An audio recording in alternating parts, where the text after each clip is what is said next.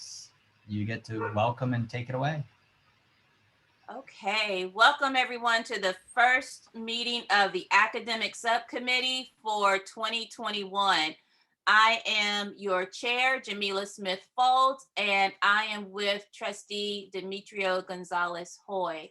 We thank everyone for coming and attending today. And Mr. Aurelio, can we please have roll call? Yes, Jamila Smith Folds. Here. Demetrio Gonzalez Hoy. Here.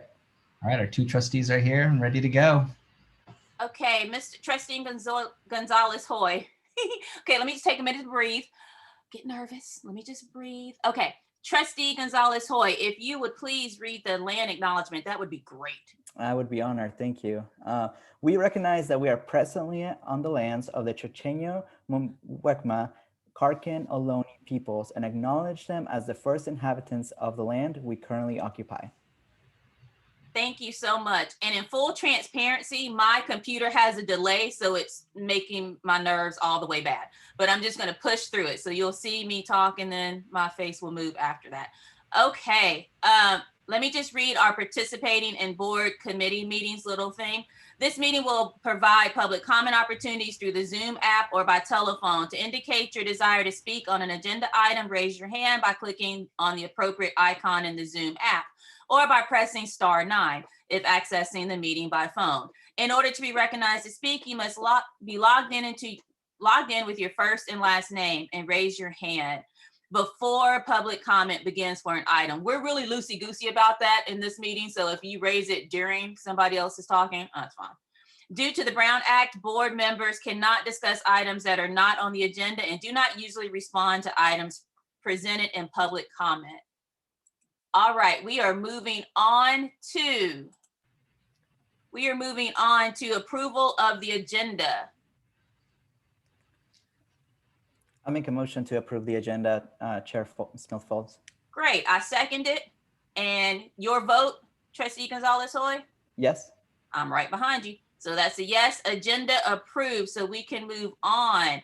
Now we are at 1C, public comment for items that are not on the agenda. Do we have, look, there's a hand raised. I'm so excited. So look, we do have one hand raised. Now, reminder for public comment, make sure you have a first and last name listed in the Zoom. And Trustee Smith Folds, I will start when you tell me you're ready. I'm ready. All right, so currently we only have one hand raised. So we're using this, we're using the standard 90 seconds for now. Then Mariela Cuellar, in a second, when my screen stops jumping, I will allow you to unmute.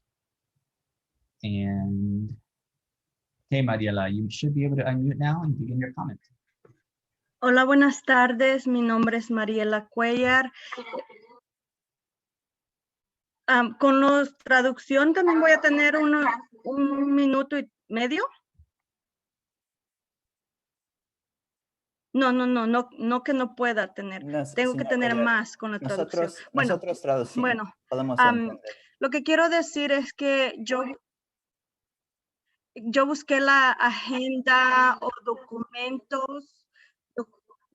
documentos para estar un poquito más, revisar. Pero nunca lo pude encontrar. Me gustaría saber dónde podría encontrarla en el sitio del internet y cómo puede ser más accesible para nosotros, los padres y el público. Y le mandé un correo a la señora Yamila y al señor Wolf. Y no sabía que el señor Aurelio iba a estar aquí presente también. So, me gustaría que se haga más accesible, por favor.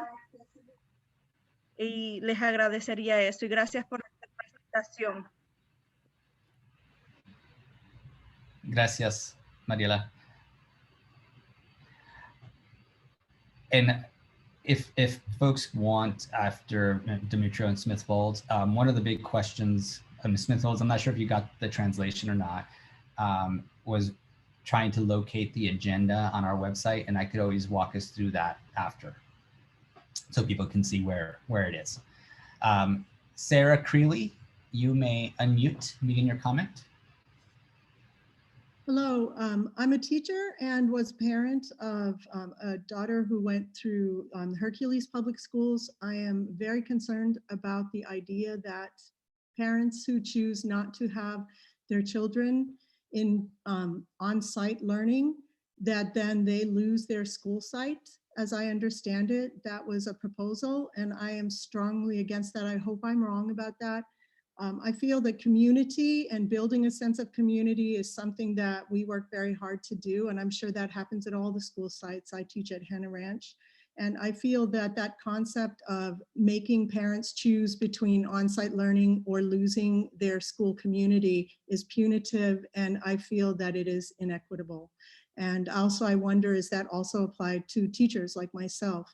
Will I, if I'm worried about my safety to go back to class, will that mean that I will then also lose my school site? So that's what I wanted to say. And thank you for the opportunity to say it.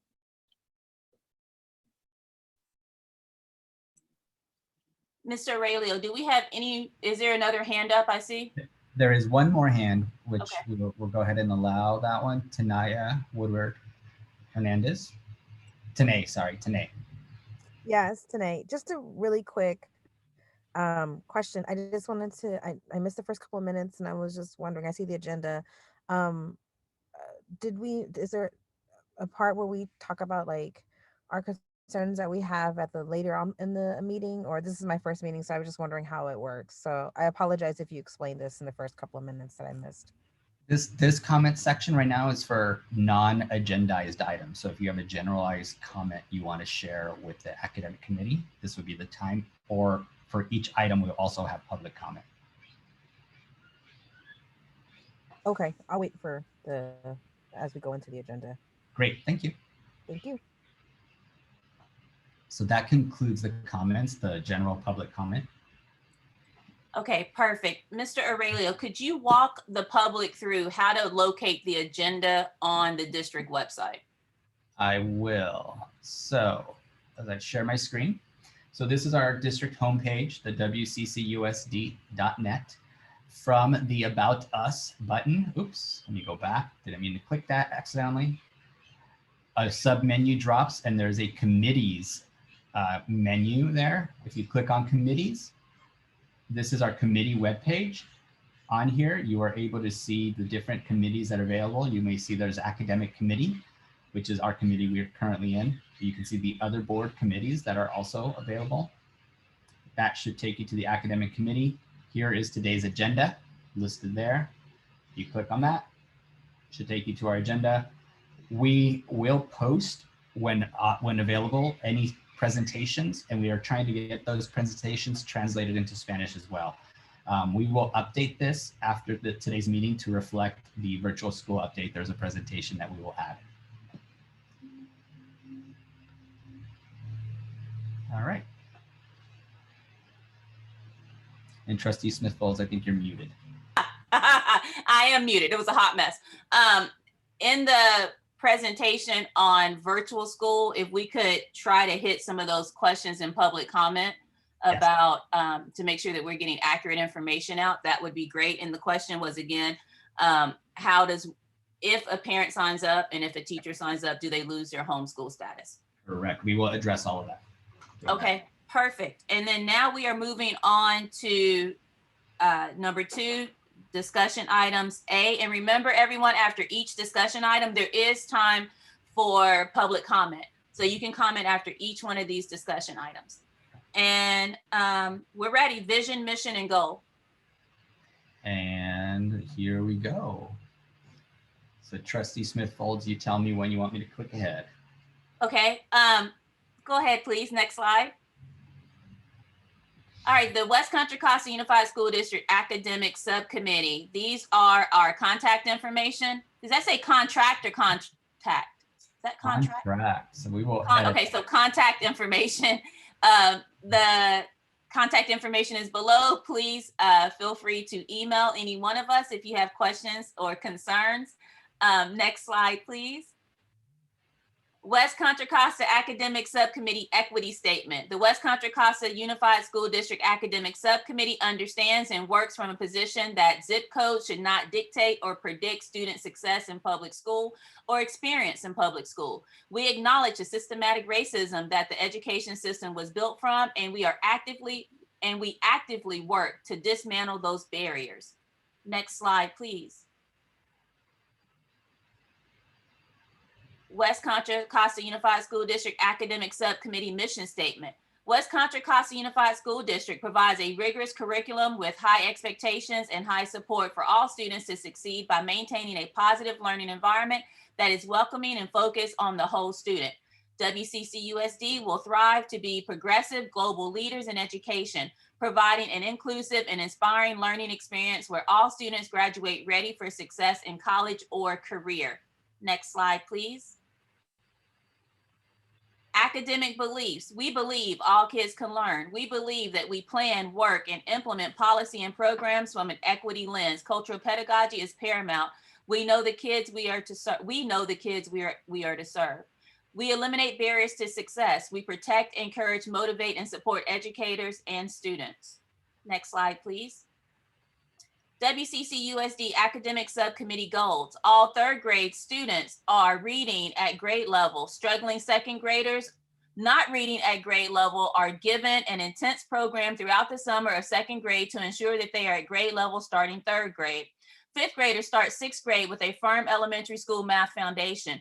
All middle schoolers leave middle school with a firm algebraic foundation. All high schoolers have a post-high school roadmap. All SPED students receive the services required by law and more. We strive to have a high rate of reclassification for all ELL students. Academic leveling, all district zip codes provide quality education.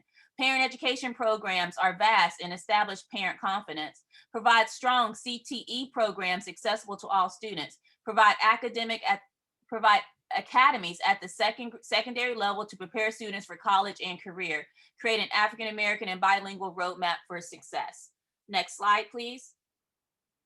We like to have experts in the room and at the table. I have to make this one a little bit larger because I can't see. Okay, here we go. The academic subcommittee understands that it is imperative to have the experts in the room when discussing, planning, and working on all things academic. We also believe in order to provide a strong education to all of our students, it requires the collective work of many stakeholders. The academic subcommittee is committed to offering spaces for the following: students, counselors, elementary and secondary, administrators, BIN, SPED teachers, elementary and secondary, ELL teachers, elementary and secondary, pre-elementary school teachers, elementary school teachers, middle school teachers, high school teachers, post-high school professors, parents, DLI teachers, school psychologists, paraprofessionals, PBIS, restorative justice leagues, unions, and our classified workers. Next slide, please. I think that's it. That's it. Okay, if we could have any questions from the board. You have any questions, Mr. Trustee Gonzalez-Hoy? Thank you, Chair Smith-Foltz. I don't have any questions. Good. I don't have any questions either. Mr. Aurelio, do we have any public comment? I do see a hand raised, so let's go to Mariela Cuellar. Mariela, you can unmute. Hi, my name is Mariela Cuellar. I like to hear this, and a suggestion that I will, well, a little bit of the where we can find the agenda. Can somebody put like on the calendar to go to the website so that way it'll be easier, because like we don't know that the agenda was in the committee, but now I know. Thank you so much for that. I really like this mission and goal. Hearing it sounds perfect.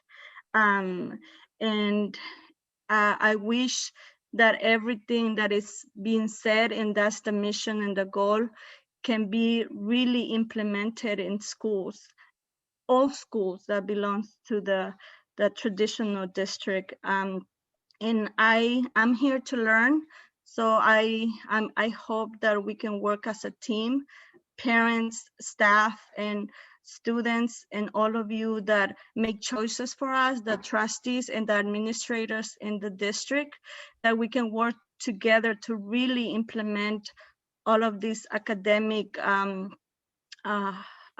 words, because it looks beautiful on paper, but what are we gonna do to transfer this in reality for our schools? So I would truly want to work together so we can have all of these important aspects for our students. Thank you. Thank you so much. I really appreciate that. And then Mr. Aurelia, will you see if there's a way of putting the agenda on the calendar, or some way just making sure that parents will have access to know where they can find this information? Because navigating the website can be kind of difficult. And I have Miss Mariella's information, I believe, but if you had it, that would be great, because I definitely want to make sure that when we have that panel of parents, that she's at that table. Discussion, board discussion. Trustee Gonzalez-Hoy, do you have any discussion about the vision, mission, and the goal? Thank you, Chair Smith-Foltz. I just have two comments. One, I wanted to thank you for putting equity in the middle of all of our discussions.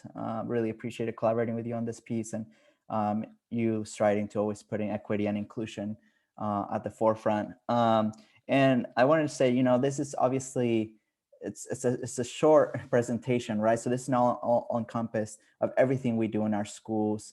So I just want to acknowledge, obviously we're a lot more, but this is just a beginning, right, of where we hope to be with our goals and our mission. I know that we do so much work with arts, with CTE, with ethnic studies, that we have to continue to improve and work on, right? So that if people don't see it on the list, that doesn't mean that we don't care about those things. We of course do, and we're going to continue to do so. And if people have, feedback for us on the goals and our mission and vision, I hope that they can send it to us so that we can continue to make changes as we go. Thank you, Chair. That's it. Thank you so much. And I just want to let the public know that I agree with Trustee Gonzalez-Hoy. We are constantly adding. This is a living document.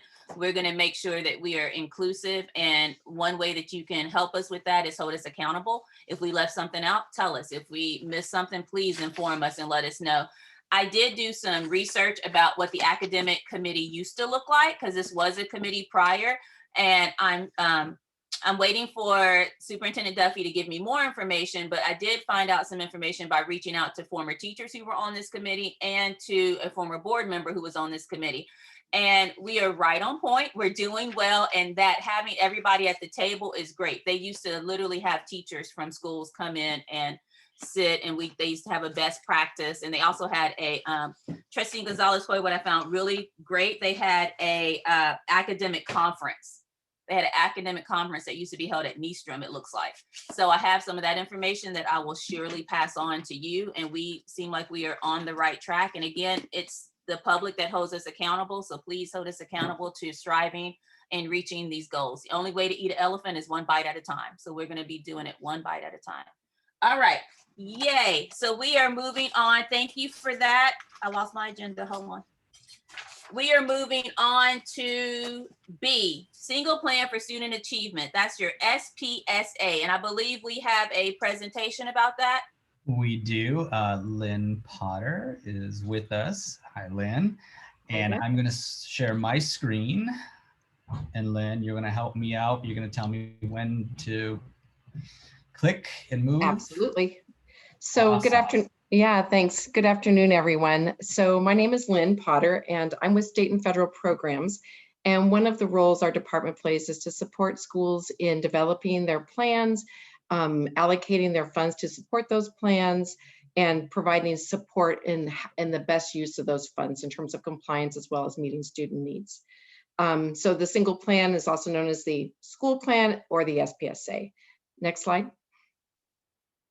So I divided this, knowing that you're going to be looking at school plans, I divided this presentation into two sections. One is just about the work that goes into getting ready to write a school plan.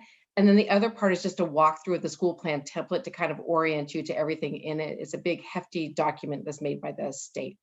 Next slide. So what is a single plan for student achievement? Basically, a school plan is a school's vision for how they're going to combine their resources, use their resource to meet the needs of their students. It really is about a blueprint that they develop with their school community, their teachers, their parents, to say, here's our vision and our actions and services to meet student needs for the upcoming year. Next slide.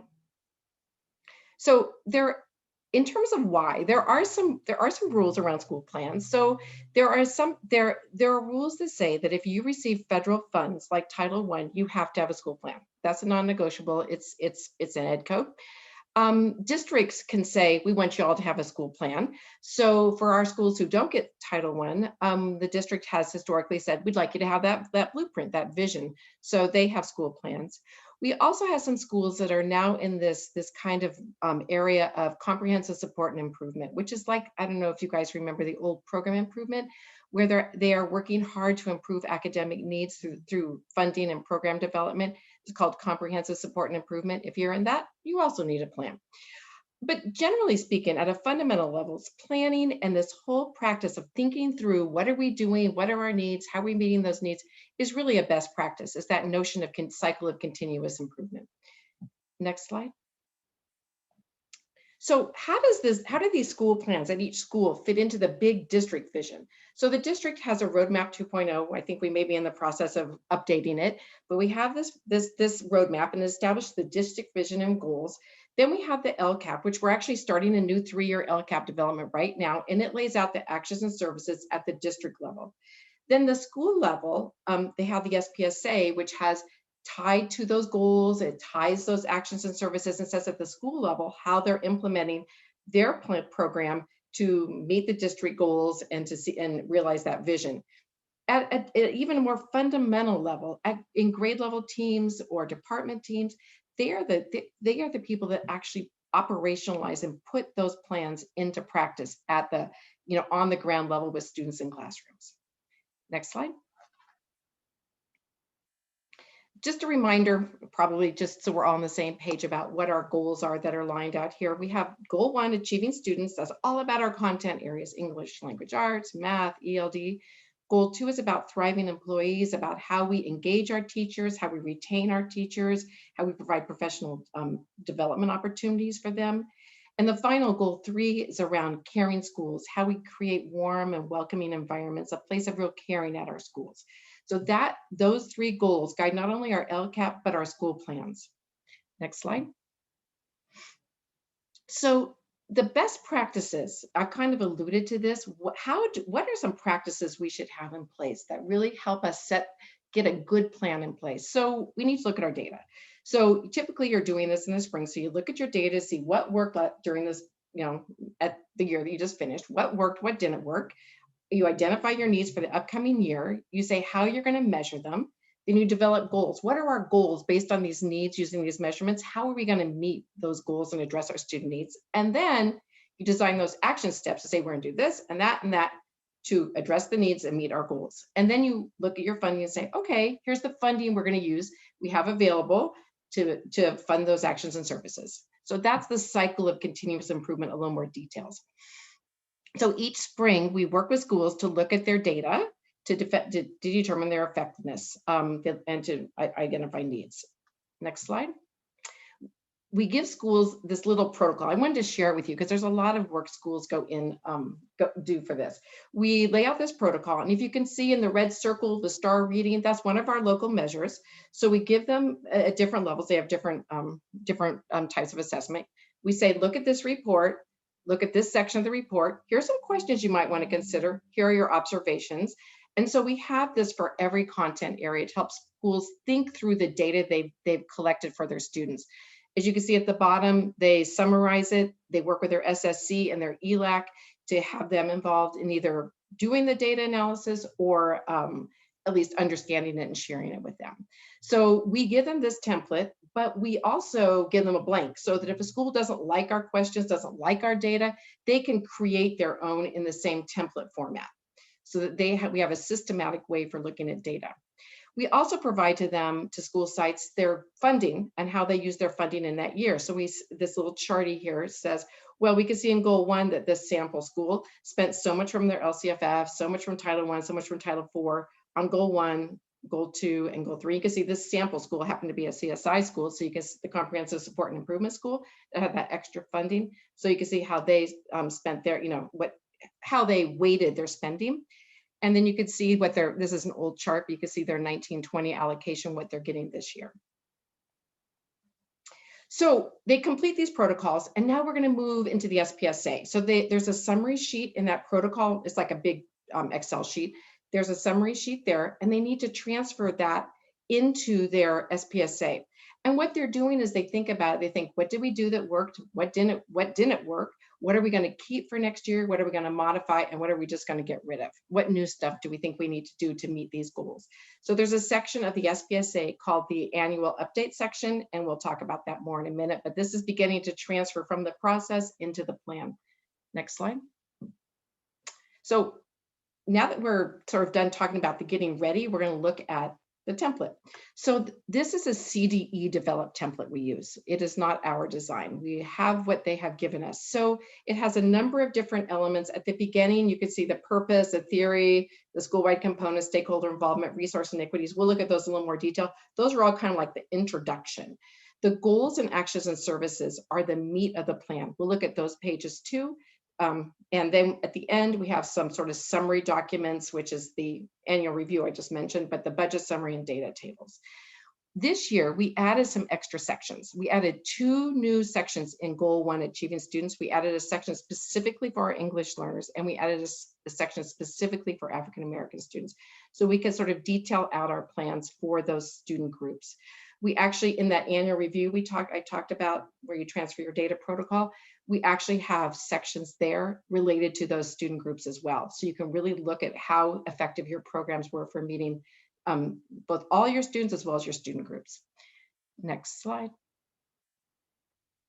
So we're going to look at the template. This is what it looks like. This is one that's kind of filled out partially. So you can see there's an overview of the program. We have information if the school is CSI, they've written up a little CSI summary and tells you what areas they're working to improve. And every school has a theory of action, their vision for how they are moving forward with their learning programs. Next slide. Another part of the introduction has to do with opportunity equal access, how we provide rich content and rich education for all of our students, what some general summary of our evidence-based instructional practices are, how we involve parents.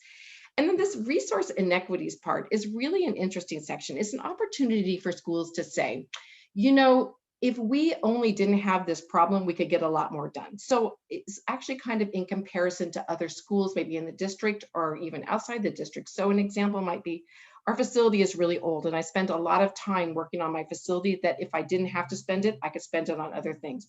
Or gosh, a lot of our teachers are hired who don't have as much experience as other schools. So it's a chance for you to talk about some inequities you perceive in your program availability versus other schools. Next slide. So let's take a minute, just a little intermission to talk about data. There are 2 data sections in the goals and actions. One is this SBAC, which as we all know is really old this year. But we're going to take a look at it anyway. So there's this SBAC section, and we are completing the plans typically in the spring. We don't actually have that year's SBAC, so we're always looking at a year later SBAC. But it's interesting to look at, and then we ask schools to look at it again in the fall to see when the new SBAC comes out, how it correlates. Next slide. So let's look at, we have left these in Goal 1 for this year. Here's what you'll see. Let me just tell you how this works. So if you look in 17-18, and you can see that distance from standard, that means we have this line drawn. If you get above this line, great. If you're below the standard line, not so good. So we can see for all students at this school, they were 36 points below that standard line. So, and that was in 17-18. In 18-19, they actually got closer to that line. So they had a 9.1 change, an improvement. The district goal is 15, so that's why it's yellow. They didn't quite hit 15, but they improved. So they have a new goal for 19-20, which we didn't have any tests in 19-20. So this is old data, but it still is telling. Their new goal is 15 points above 27.2, so their new goal is 12 under that line. If you look at African American students, actually in 17-18, they were 77 points below. They got to 65, so they grew more than all the students, but you can see that opportunity gap there, and that their new goal isn't -12, their new goal is to be 50 points below. If you look at Asian students, they started off at 2.2 above the line at this school. They actually grew to 18 points above the line, so they actually grew 16 points. That's why theirs is green, and their new goal is 33 points above. So you can see this for all these schools. It's kind of telling. That's why even though the data is old, it's just interesting to see. Next slide. Lynn, can I just add a little bit of information there? Because I think, yes, just so people don't think that the 15 points is an arbitrary number that we selected. The reason we say 15 points is sort of our target on these indicators is because that's the goal. If you look at the California dashboard, when we're measured for ELA, for English Language Arts and Math, to show that you increased significantly, you have to hit 15 points or more. So we used increased significantly on the California dashboard as our sort of targeted goal. So that's where the 15 point connects. I just want to make sure that we know where 15 comes from. It's not just an arbitrary number that we're picking. Thank you very much. Yeah, that's a super important point because that fits within the dashboard as well as our district visions. So there's another part in this goals section, knowing that the SBAC data is somewhat old and is just a shot in one moment.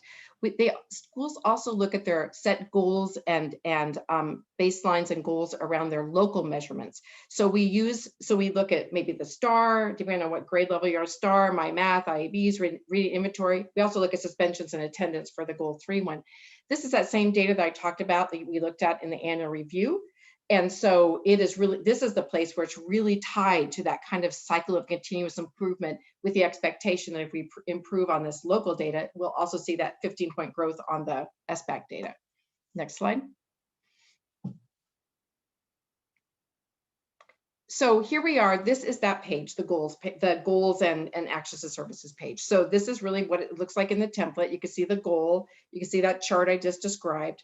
You can see the identified needs as the schools will be writing based on their data analysis. And then way down the bottom, sorry, it's small, is the annual measurable outcomes. Like we say, here's what we're using to measure, here's our baseline, and here's our outcomes. So schools identify these for their content areas. Next slide. And then they write their actions and services to address those needs and meet those goals. So you can see there's actions and services. You can see the timeline. You can see which student group is addressing, who's responsible for it. And then on the far right side is how they're allocating the funds and their various resources. Next slide. So the final sections of the Spsa include both a budget summary. So all that money that you just saw in the actions and services will be summarized so you can see how much money they spent overall. There's the SSC membership and assurances. And at the end, you will find a bunch of data pages, which unfortunately now are old just because of the break in assessments, but we left it there just because it fills in some gaps in terms of where the school is coming from, but is not as current as we'd like. So where can you find all the schools' Spsas? They are on the web page, on the district web page. If you click on this link through the available PowerPoint, is it clickable, Ruben?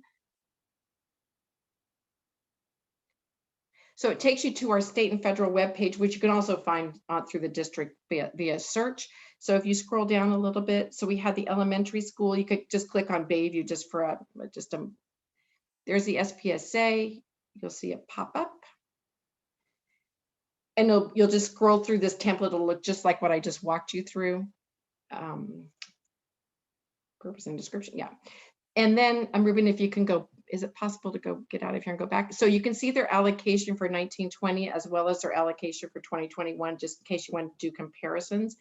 Up at the top, you'll see the Spsa archive, their historic plan. So if you want to look back and read them from other years, they're there. And so that's basically the walkthrough of how we develop an Spsa, how you find them, what they look like once you open up that template. And I'm happy to answer any questions. Thank you so much for the presentation. Mr. Aurelio, am I saying your last name right? Because in my head now I'm second guessing every 3 seconds. Aurelio's fine, or if you want to really you'd be Aurelio, but I don't believe you're gonna have to. You don't have to say it that way. So okay, so, we're gonna work on you rolling your R's. Okay, so Aurelio is okay for now. Okay, perfect. And then Thank you so much for the presentation, Ms. Potter. Mr. Aurelio, can you make sure that this is on our subcommittee website, like linkable, like SPSA, like we can just put the link there. And just, the presentation and the Spanish translated version is linked to the agenda. So people have access to that. But you want the page, the SPSA page connected to academic committee. Okay, perfect. Yes, please. And then Mr. Trustee Gonzalez-Hoy, questions? Yes, thank you, Chair Smith-Folds. And hi, Ms. Potter. Thank you for the presentation. That was great. I have 5 questions for you. I'll try to go as quickly as possible so we can get to the rest. How do sites revisit the SPSA throughout the year? Like, do they do temperature checks on their goals throughout the year through ILT or through staff? Could you talk about that just for a second? So I believe that schools, I think it varies community to community, but I believe that there is a check-in point, a formalized check-in point in the winter around the winter assessment period. And then another one, of course, in the spring when they're doing the revisions. But I think that is important. I think that schools do check-in points to look at, am I doing the things I need to do throughout the year? And then they go, wow, we're not, we couldn't hire that person, or we didn't have the funds. We need to revise and rethink about that action and service.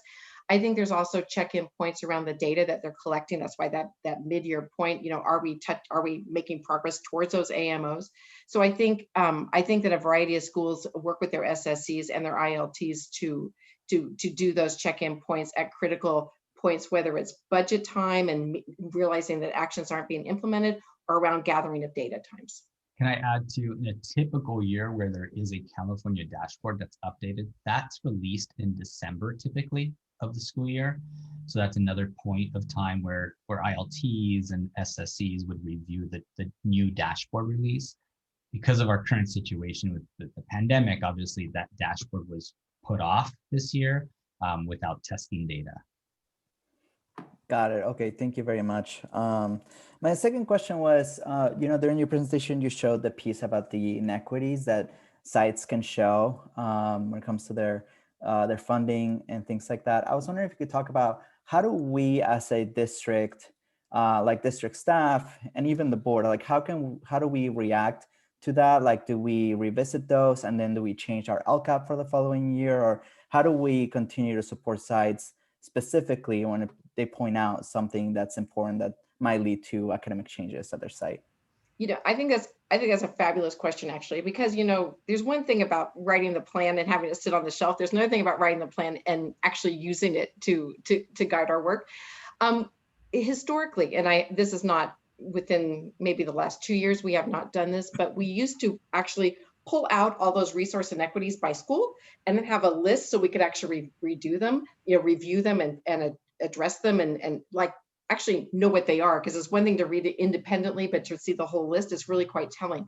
So that is perhaps something we can, with support from other folks, I can pull it out, but having it be something that informs our work, I think is a great, at least just knowing what schools are saying collectively is a great idea. We have not done that for a couple of years. Anecdotally, Lynn, is there an example, like in my head, I'm thinking through the challenges, obviously not in the pandemic, but the challenges of securing substitute teachers in some of our schools. Oh, for sure. Across, it's not always the same across our schools. Like, would that be an example of a resource inequity that we at some point would try to take up as either a board or a district and look at, do we have a scaled sub pay based on the school, right? Like that would be a way to address an inequity. Absolutely. I mean, it can be everything from that to say difficult exit and entry. So I'm, as a principal, I have to spend my whole time out directing traffic in front of my school versus being in my school. So it's a whole range of things that is amazing. What you don't know what they are until you read them. You're like, wow, that is a challenge. I get that. But to see them all in one list would be super helpful. I agree with you. Thank you. And I have a comment on that, but I'm gonna wait to the next section. I just don't want to forget.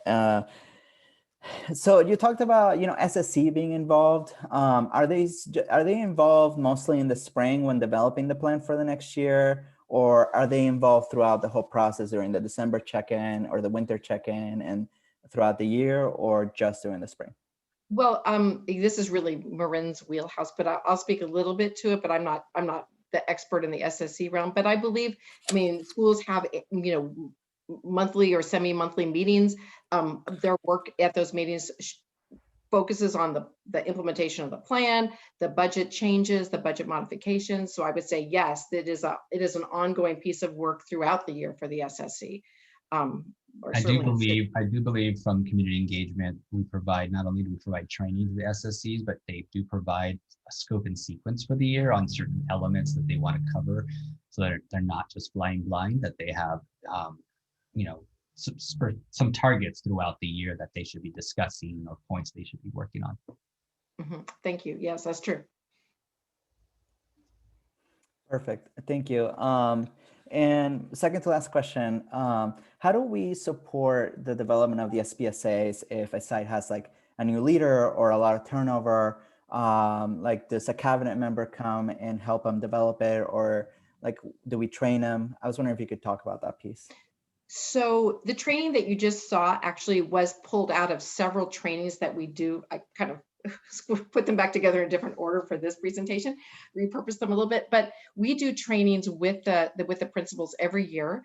And that training involves just small group sessions like this, but also we meet with them one-on-one afterwards to support the actual writing of it and revisions to it in one-on-one or small group meetings. As the year goes on, we support them with thinking through their budget modifications, thinking through the plan modifications to address things that aren't happening, like the staff that didn't get hired because you couldn't find somebody. So we support them to think through that as well. We also support with the data analysis and thinking through what data will, how to actually set some goals, think about what outcomes you're looking at. So we support on an ongoing as well as a formal basis. I think that's teaching, leading, curriculum instruction folks support as well through the thinking through of what strategies and actions and services are best or most appropriate to meet their needs. It's certainly Marin supports folks to, as Ruben just said, and Mr. Aurelio. And I can jump in actually, because Marin is watching and listening and texting me answers. Yeah. No.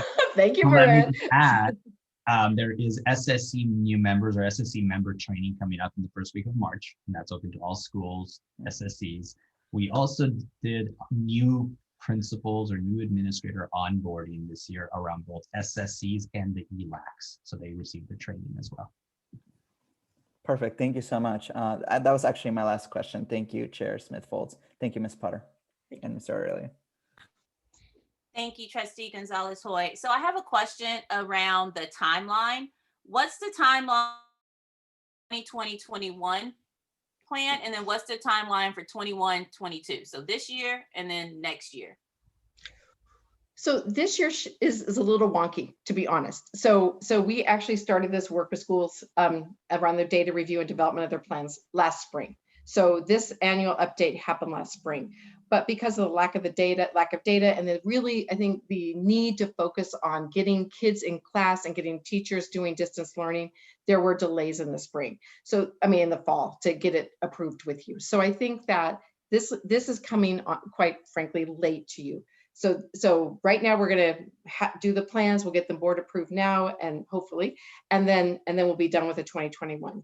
The same plan would be in place for next year's plan. We'll start with the annual review in the spring. We'll have the plans done before they leave for school, before they, site admin leave, for summer.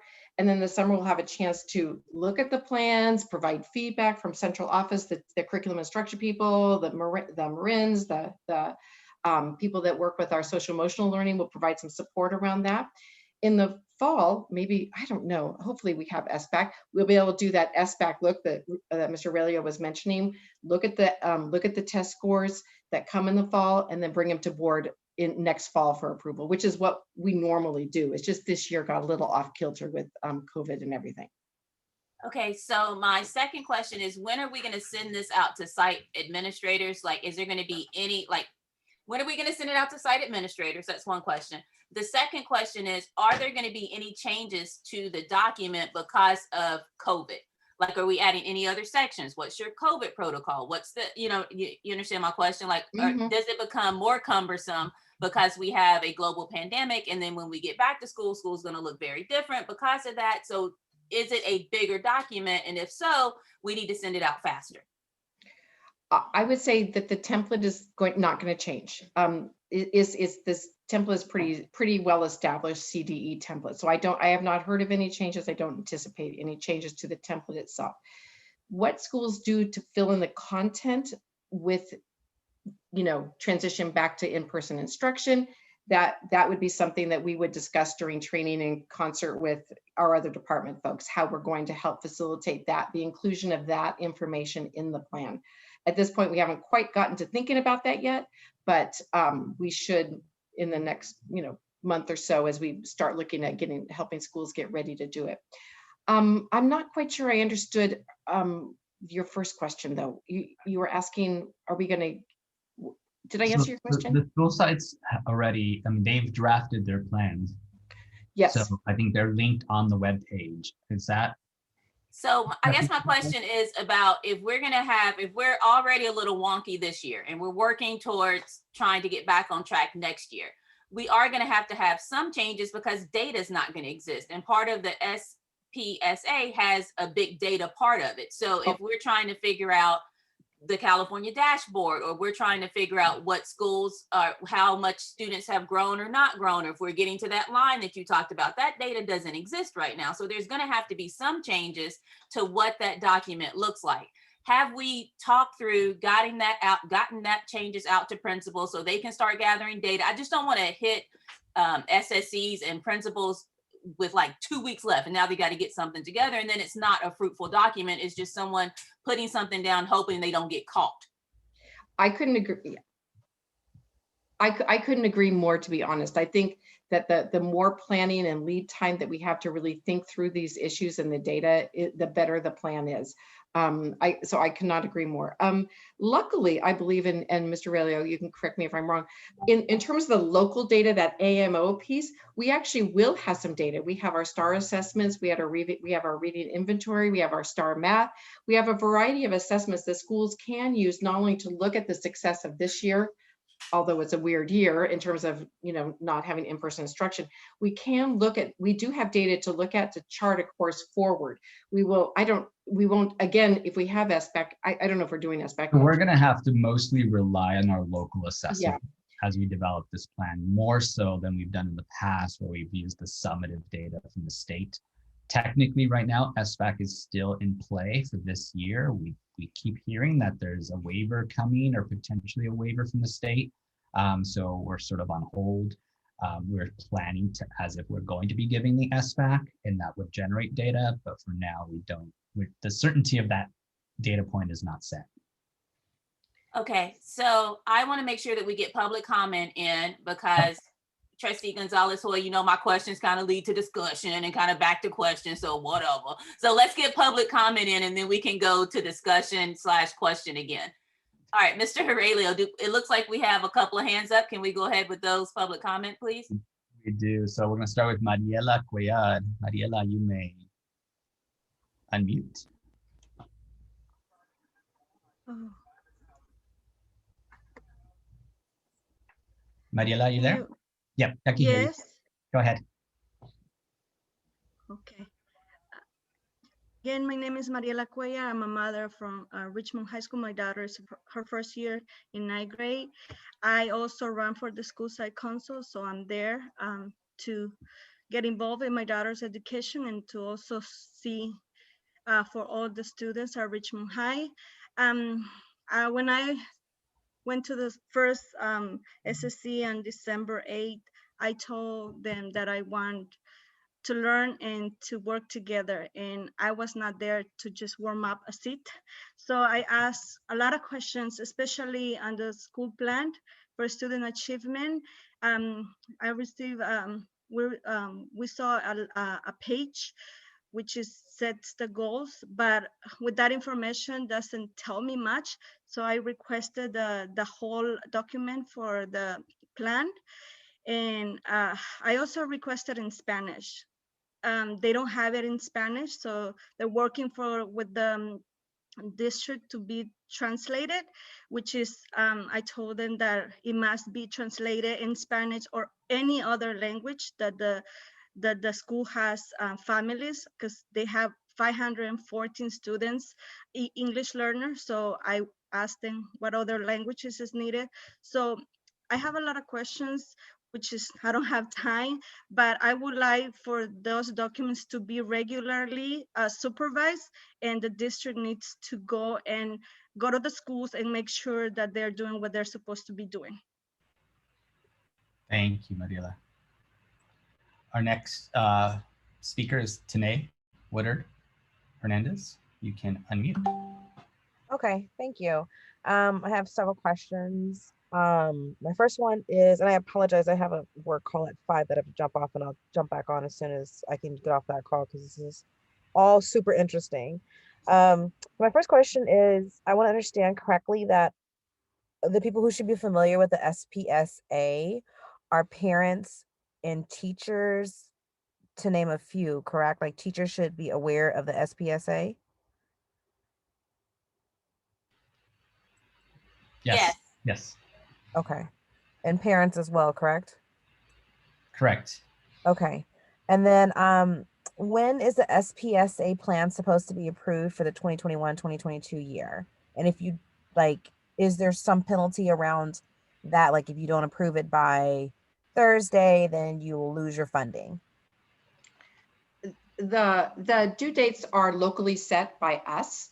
So the goal this year is to have it approved in June or before, in the last SSC meeting before school just gets dismissed, whether it's May or June, so that it's written, we're having people start to work on that data analysis in April, be working on drafting it with their SSC and their ILT and their other teams, ELAC, through May, so that it's approved at the end of May by the SSC, and then revisited and board approved in the fall. Trustee Smith-Foltz, can I just quickly ask process? I don't really want to get us to get into answering. I don't know how you want us to handle comments that are questions from the public. Yeah, sorry about that. No, that's okay. I just want to be clear on how we move forward. Answer them. If the public has comments, we have to answer them. We can circle back if you want, but I'm fine with answering them when they're here. Okay, not a problem. I just want to make sure, I know it's different at a board meeting, so I just want to make sure we're clear. Okay. Ms. Woodard Hernandez, go ahead. I know we used a lot of your time, so go ahead and. Oh, okay, cool. And the question, so I'm sorry, just for clarity, sometime before June, the 2021-22 year.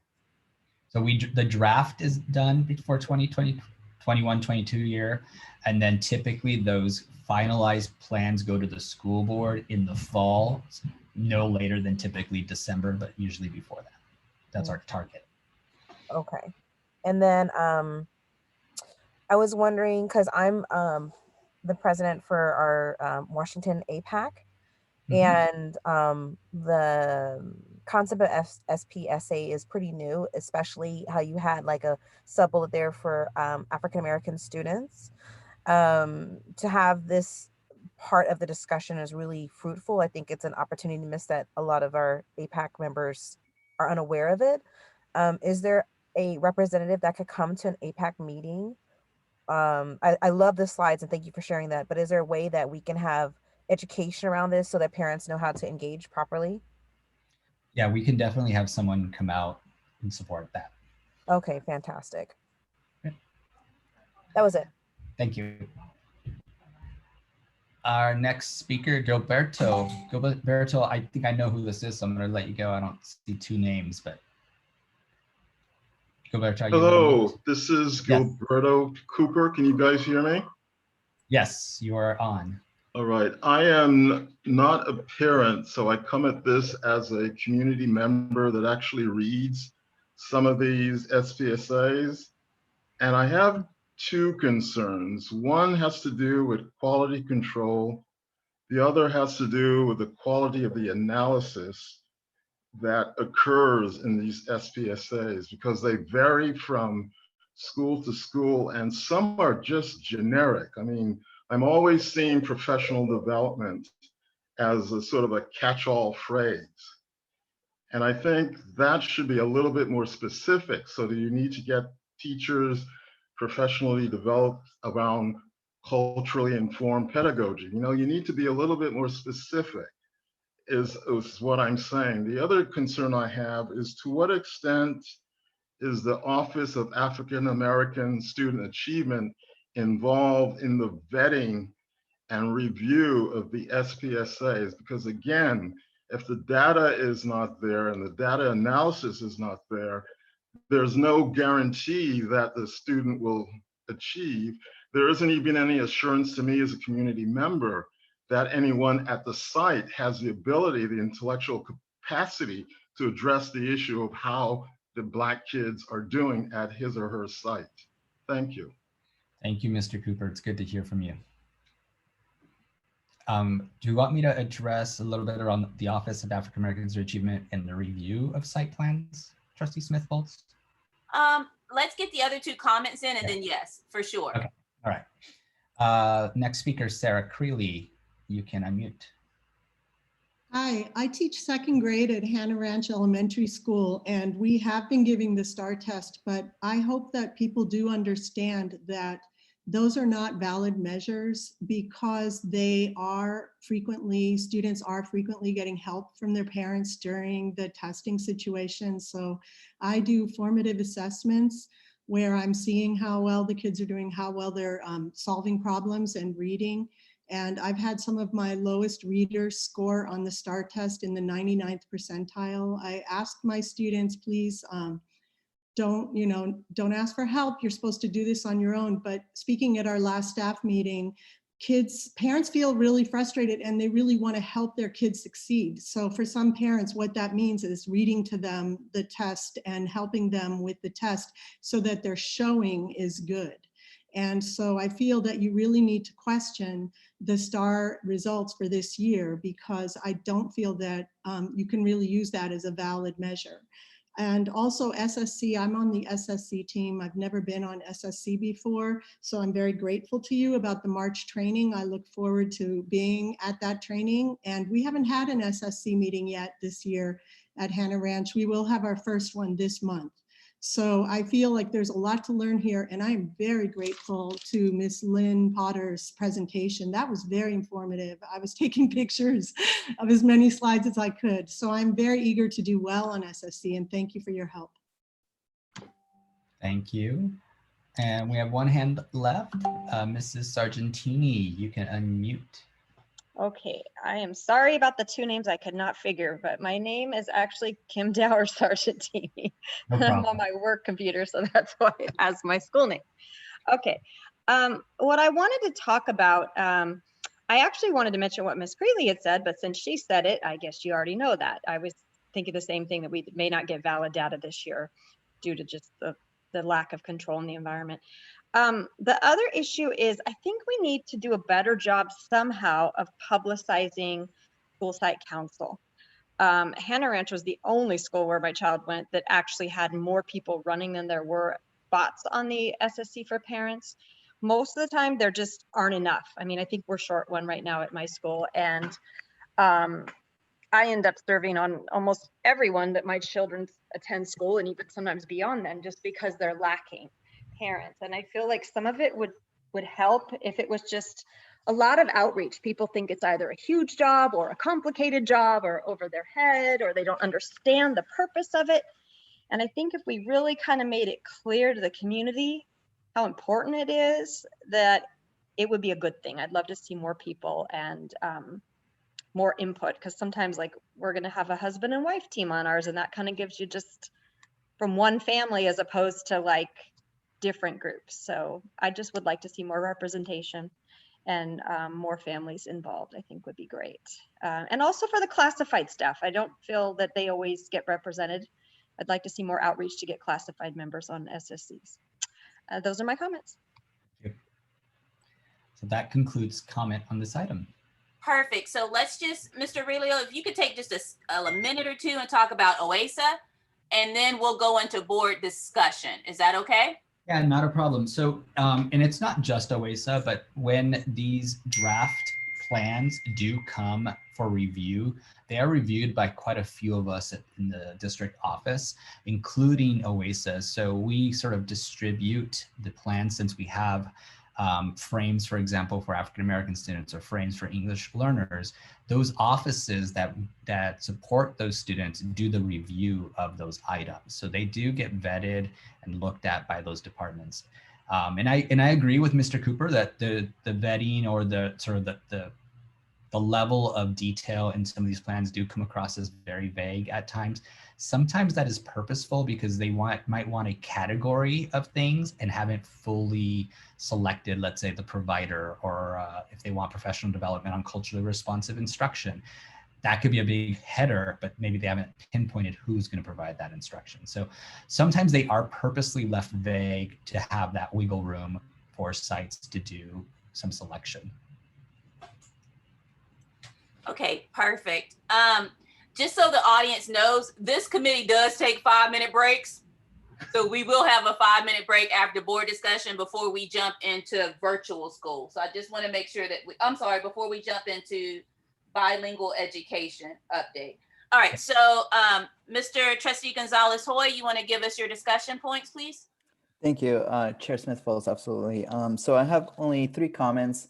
I really appreciated the public comment. It obviously was very fruitful. They actually mentioned a couple of things I was going to mention, so I was able to take those off.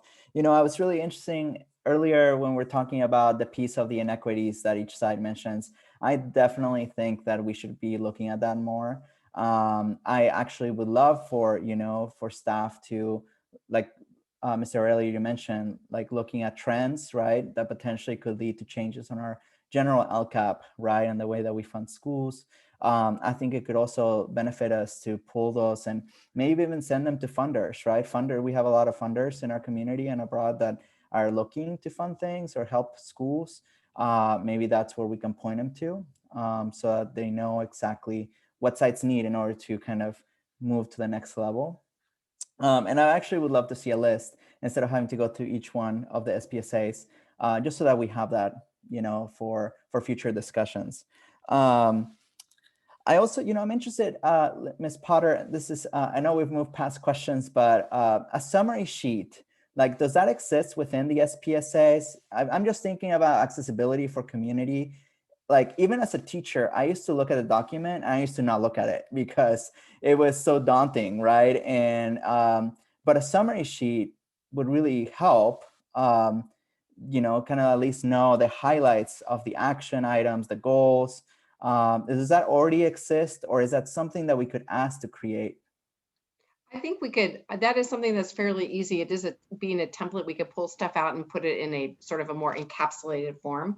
We could certainly, it might take a little playing around with it, but I think we could get something that's fairly concise and helpful. I think that's a great idea.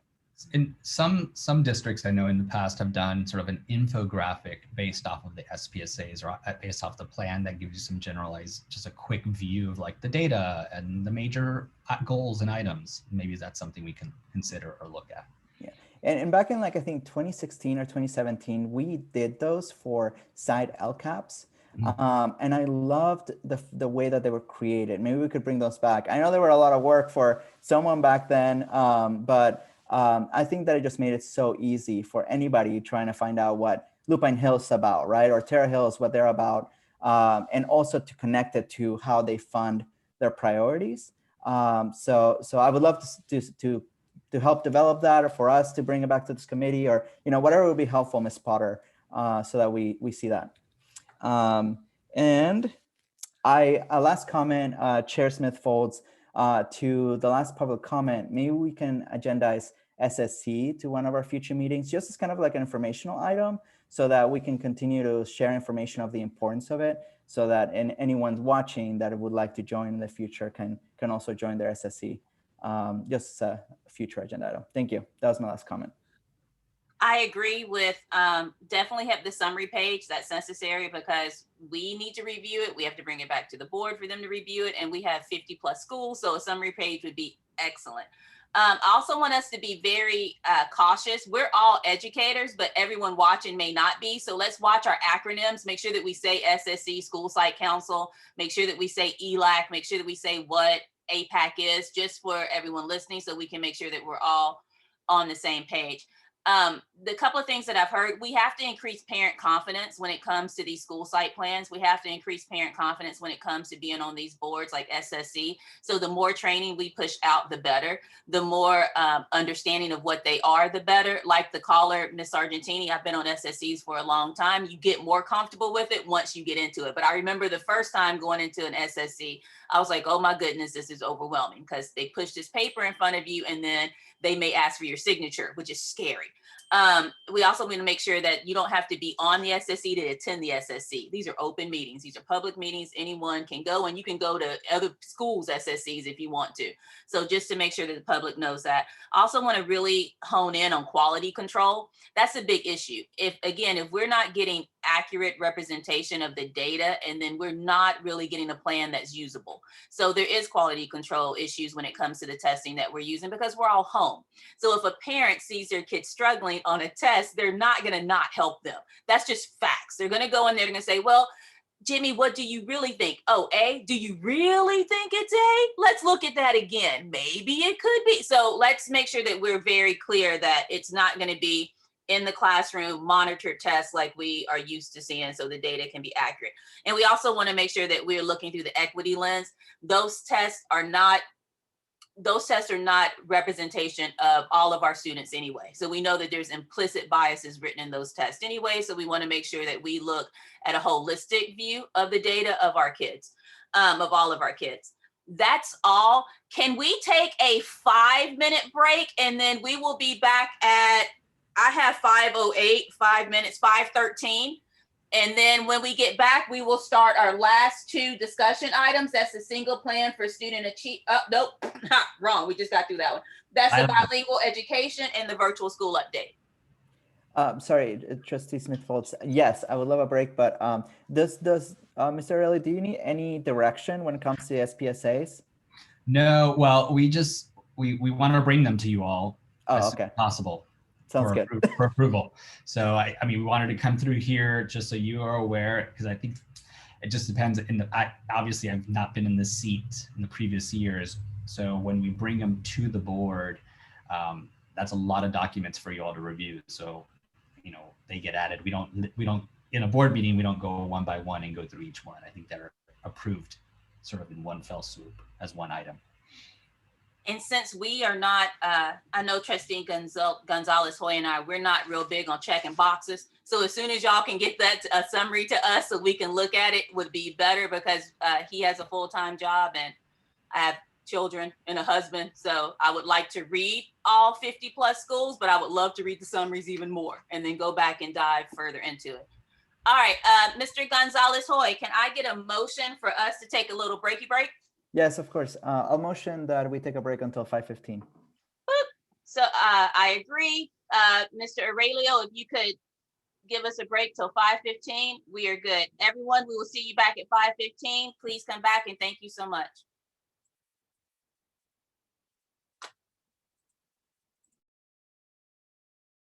Nature of our programs. You can please go to the next slide. Continuing on around why multilingual education. This figure that is here, it breaks down the different types.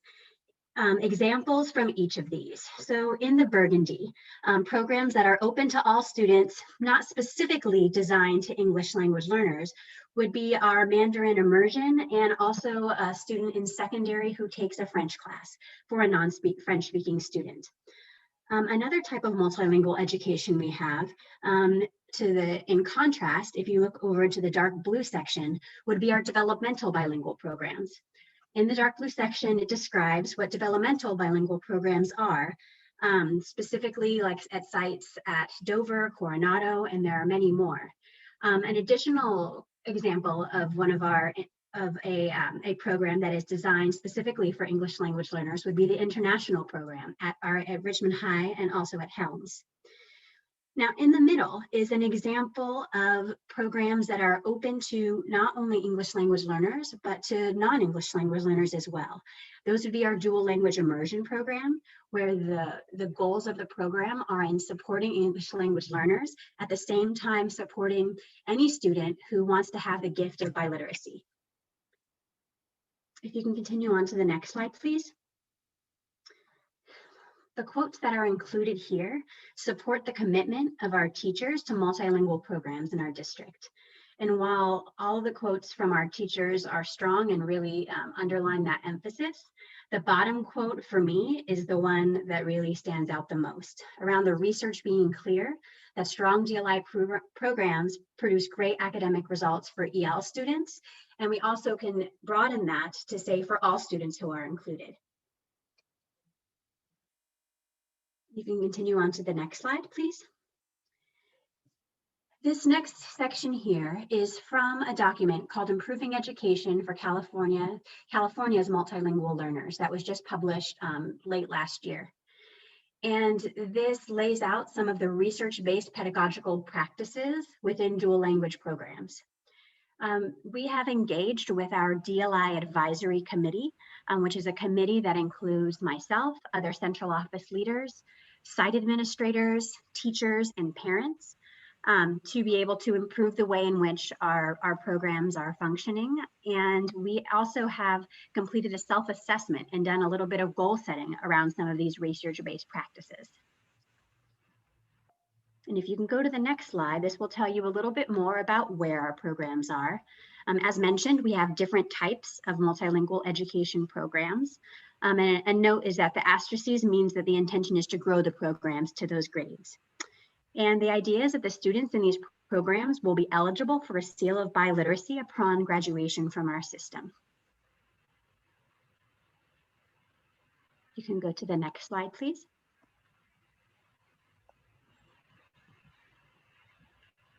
And if you're wondering, what was that?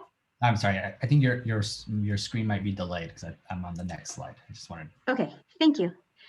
When we think about multilingual education and why it's one of the ways that we want to meet the needs of English language learners and of all of our students, is that if we think about things that might be more inequitable, where an English language learner might be expected to only have language support for none of their schooling, or for only a very couple years of their schooling, such as the transitional bilingual education program we used to have.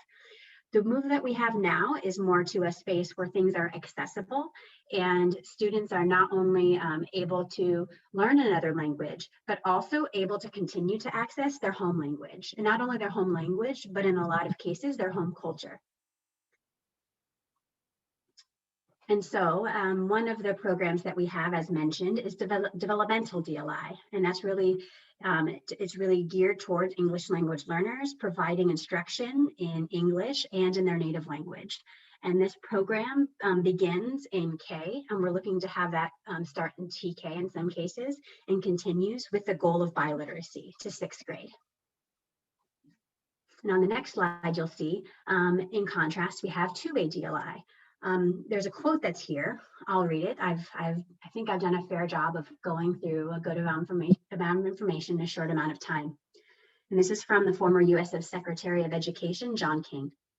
We have a growing body of research that makes clear that students who are multilingual have advantages, not only in their literacy development, but in the development of problem-solving skills and other areas of cognition. What we see now is that multilingualism is a gift that we can give to our students and to our communities. If you can please go to the next slide, where you're going to see a little bit of detail more about two-way DLI and some of the information. It's also referred to as two-way immersion, where there are students who both speak a native language and the target language. And this program also begins in TK and in most cases continues to 6th grade. If you can continue to the next slide, please. This is laying out some of the short-term goals of DLI. One of the things that we are looking to do is to refine some of the programming at Korematsu. Part of that refinement, and please do chime in, Ruben, if you have anything to add, of course. I will, yes. Yeah. Well, with Korematsu, one of the things we are looking at very closely is how we've staffed the bilingual track there. We are looking at doing multiple subject core bilingual education teachers for the 7th and 8th grade, so we can cohort them and they would be able to cover multiple subjects there with the bilingual. So that's something we're trying to shift towards for next school year. The principal, Mr. Matt Burnham, is very much in line with this and very excited about that opportunity. Do you want me to speak to the slide in general? Sure, sounds good. Okay, great. The next bulleted item there is really a big one that we're trying to address. When I took on this position as CAO, one of the big challenges I've heard over the years is that the Stewart bilingual programming has really been challenging to sustain. And the sustainability really is around number of students who have been enrolled in this program. The school currently has a 2-track system where you have a DLI programming track and an English only track. And our current numbers, the way they're dictated, those tracks have quite a few combination classes. So you end up with a bilingual track with 4 to 5 combo classes. That school, when we staffed it this year, I think had 9 combination classes in a school of like 12 classrooms, 13 classrooms. So it's definitely been something we need to address. So it's both short-term and long-term.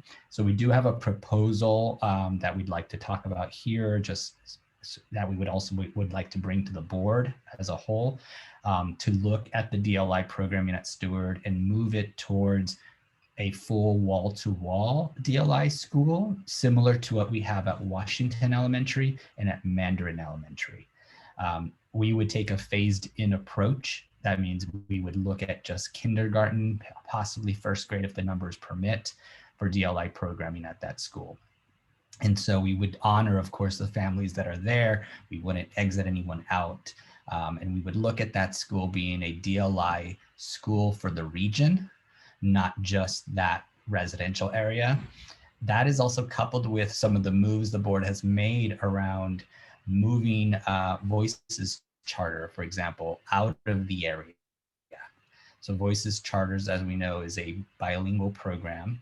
So we have an opportunity potentially to look at offering our bilingual programming in the area, potentially picking up students from that area as well. So that is something we are going to want direction on with Stewart, and maybe we go into more of a discussion with that one, but that's a big one for us. We want to support that school, correct the school as far as its trajectory with bilingual programming.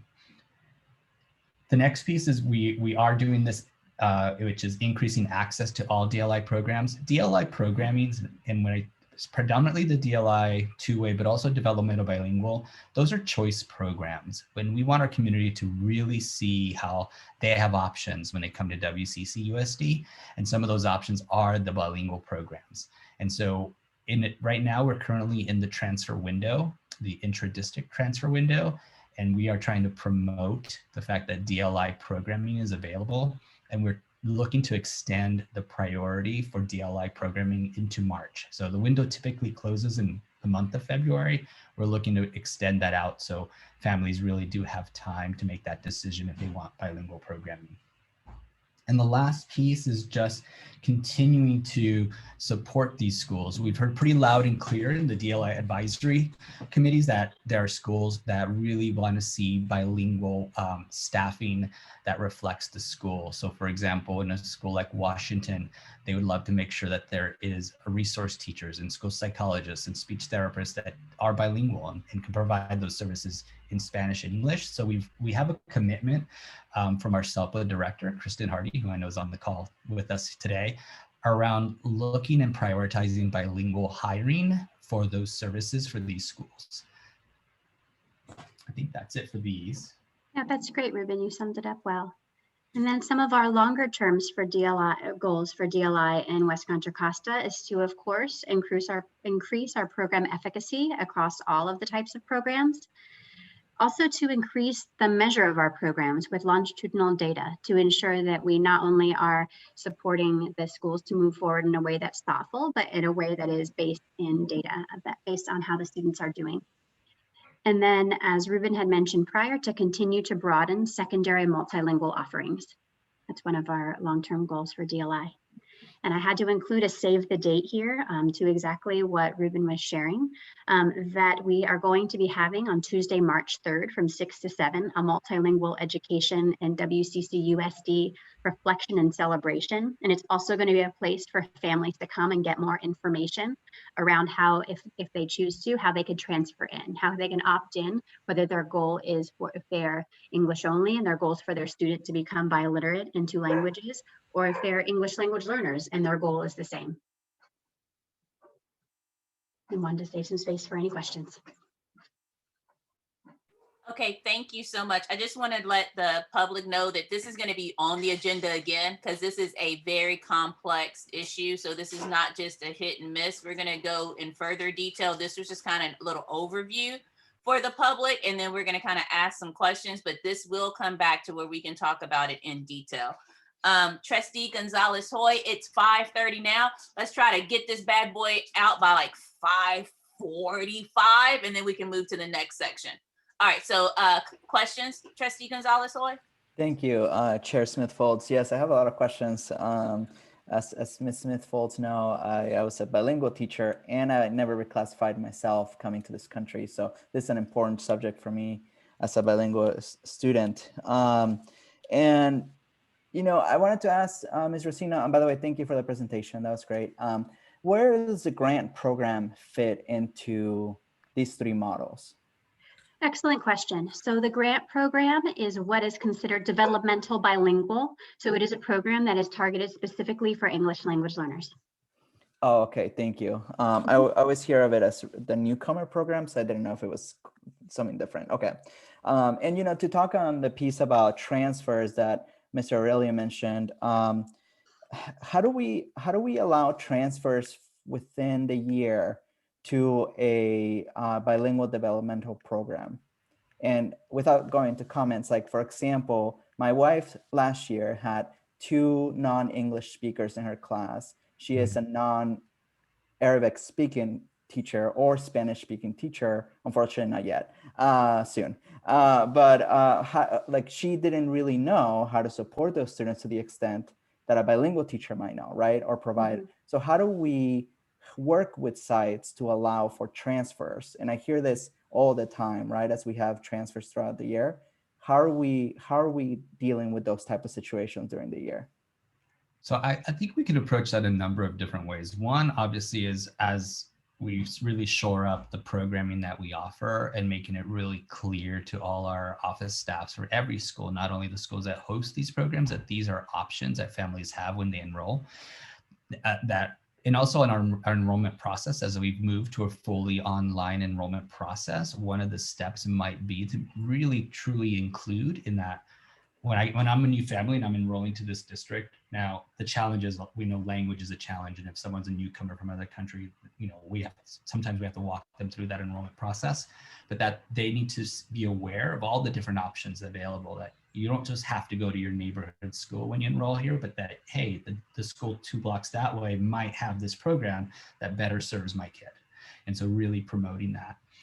And of course, enrollment happens throughout the year and transfers happen throughout the year. We talk about a transfer priority window, that's for like next school year. But the reality is we do transfers year round. Those are available year round. And they just, you know, have to go to the transfer office and do the process or the paperwork. Of course, in a pandemic, that's looked different, but it is available still. Thank you. That's great. I want to touch on that again during the discussion, but how are we dealing with the pipeline for secondary? I noticed obviously the mention about Korematsu, which is great, but I'm concerned about after that. What is the vision after that, knowing that El Cerrito is already, well, maybe not this year, but a year past at capacity? How are we going to grow that pipeline for dual immersion? So the first thing we have to be really transparent and clear about is the El Cerrito bilingual program exists in name and not in reality. So I want to really name that is not a real program the way it was intended to be. And in fact, this year I directed the principal, we don't have it the way it's been done in the past.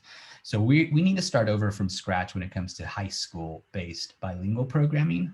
And so right now I would say as a district, we're a K-8 TK8 bilingual program with, of course, the language supports that we do at secondary level. So we have an opportunity to really think through what that looks like. There are multiple challenges when it comes to secondary or high school based bilingual programming. And a big part of that is credentialing and hiring, because you need to hire someone who has a bilingual credential in a specific content area. You know, for multiple subject, people get their BCLAD and it's a multiple subject thing. For high school, you're talking about a physics teacher who might be able to teach it in Spanish. And that's very complex. So that's been a really big barrier to our secondary high school based bilingual programming. But that's why I always have it as that's something long-term. We need to explore how other districts might be able to pull that off, even if they are pulling it off, and how we can do that. And we'll have to examine where. The where is going to be important. It might not be El Cerrito High. And so we'll have to come to that. Okay, thank you. And then my last question, and I'll leave the rest of my questions to the next meeting. How are we increasing our communication to families to grow the equity piece in our DLI program? Sorry, that was a really bad way of wording my question. We obviously are I know our DLI program consists it's mostly of Latino students. How are we increasing communication to African-American families and other ethnicities so that they can also benefit from the DLI program? You want to answer that one, Christy, or should I? Sure, I can start. Maybe you add on. That's a great question. I've just been working with Mr. McGee, the director of the Office of African American Student Achievement, to help with this exact situation. And in the latest communication, you might, if you had a chance to see, you might notice that there is already a start of a communication streamline there. And I think it's one of those things that's going to take time, and also the continued dedication of us to work together to ensure that we're supporting all of our families who might be willing and able to benefit from being biliterate. And I would say even tonight's an opportunity, right? Tonight was an opportunity to learn about multilingual education in West Contra Costa for our communities. Bilingual education is for all. It is definitely for our Black and brown kids. It is even for our Asian kids. It's for all our kids. You know, we need to view that multilingual education as a true asset and something we can provide to all of our kids. Ideally, every school would have that option. And I think that's something we want to look at. Thank you both. Thank you, Chair Smith-Falls. That was my last question. Thank you, Trustee Gonzalez-Hoy. You actually asked 2 of my questions, which is great. Great minds think alike. I do want to go back to our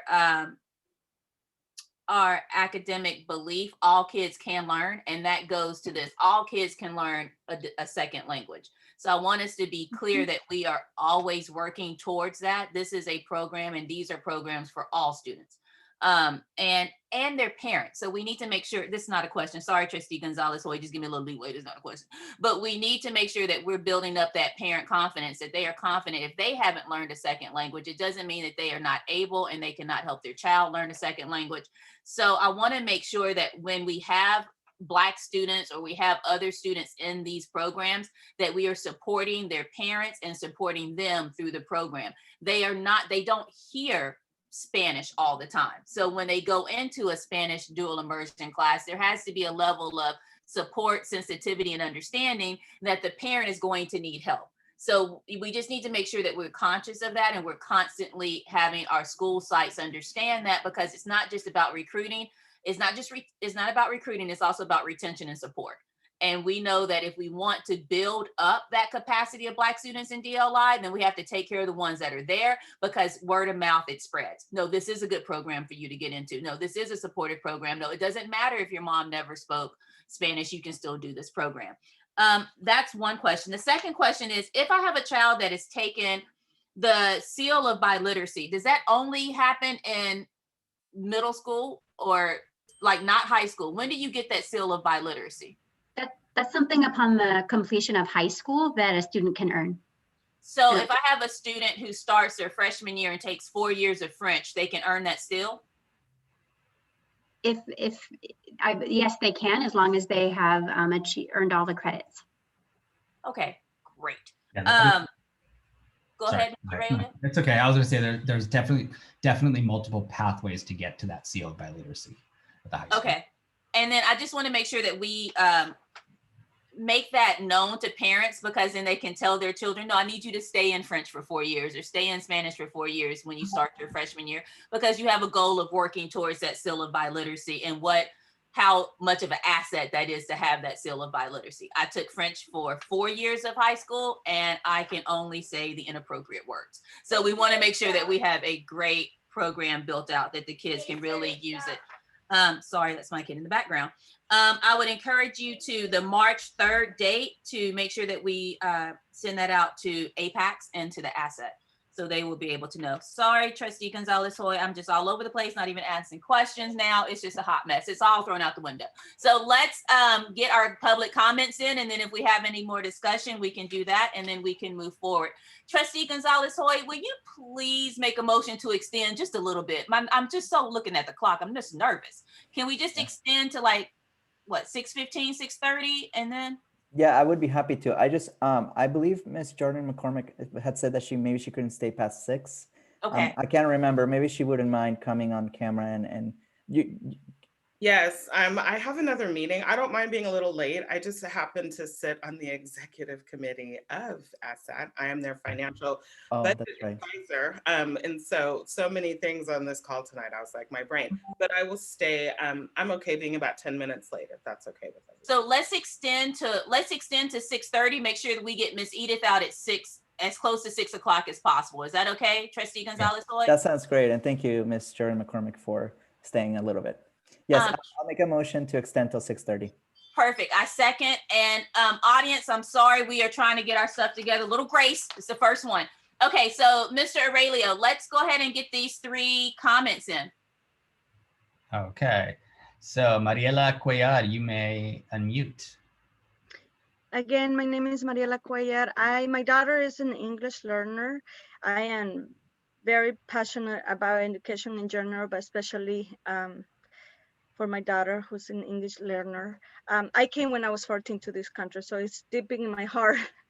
So when it comes to equity, I just want to make sure that in the multilingual, multicultural, really have a better communication with the schools and all in general, the administrators, because in Richmond High School, there is 514 students, English learners. Out of those 514, there's 200 international students, which means they are here 3 years or less.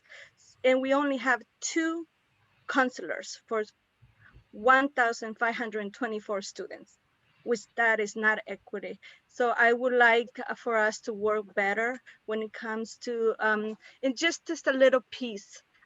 There's so much to improve. I agree with Ms. Jamila when it comes to,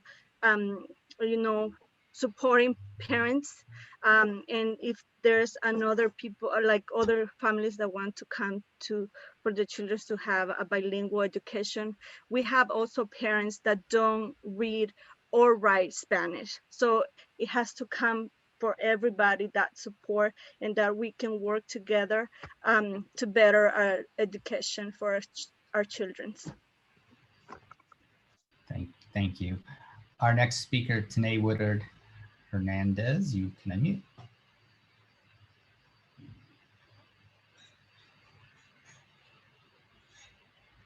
Tinay, can you unmute and start your comment?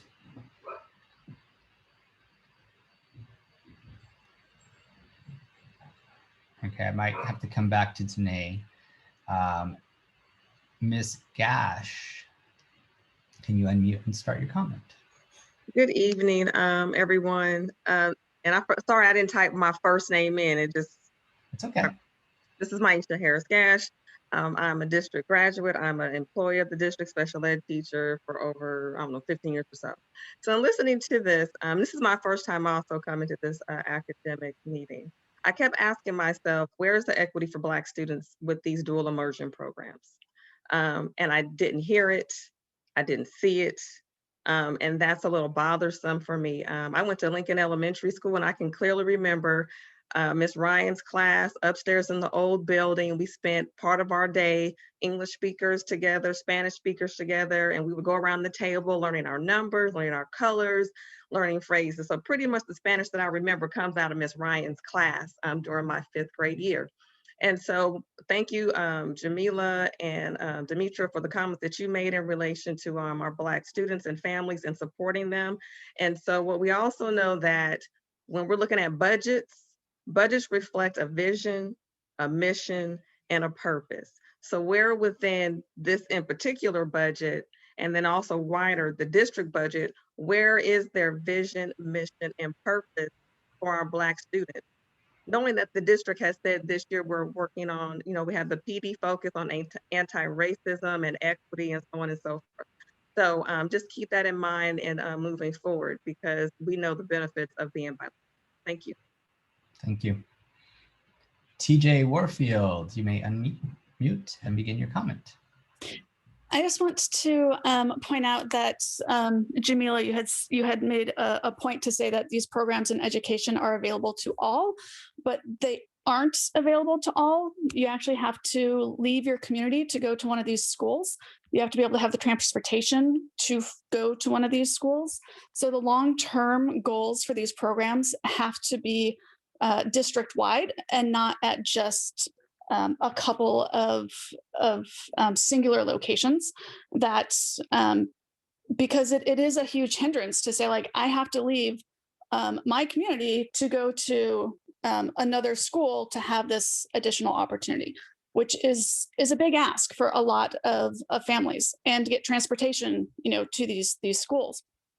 And just like you, I actually took 6 years of Spanish and AP Spanish, and I remember how to ask for a beer and how to ask for the bathroom. Very handy going together, but you can't just rely on these high school programs and getting a certificate of bilingual saying that, okay, this is going to set you up for the rest of your life. It needs to be consistent throughout your entire education, and it can't be something that you have to opt into. It just has to be just a part of the overall educational system in our district.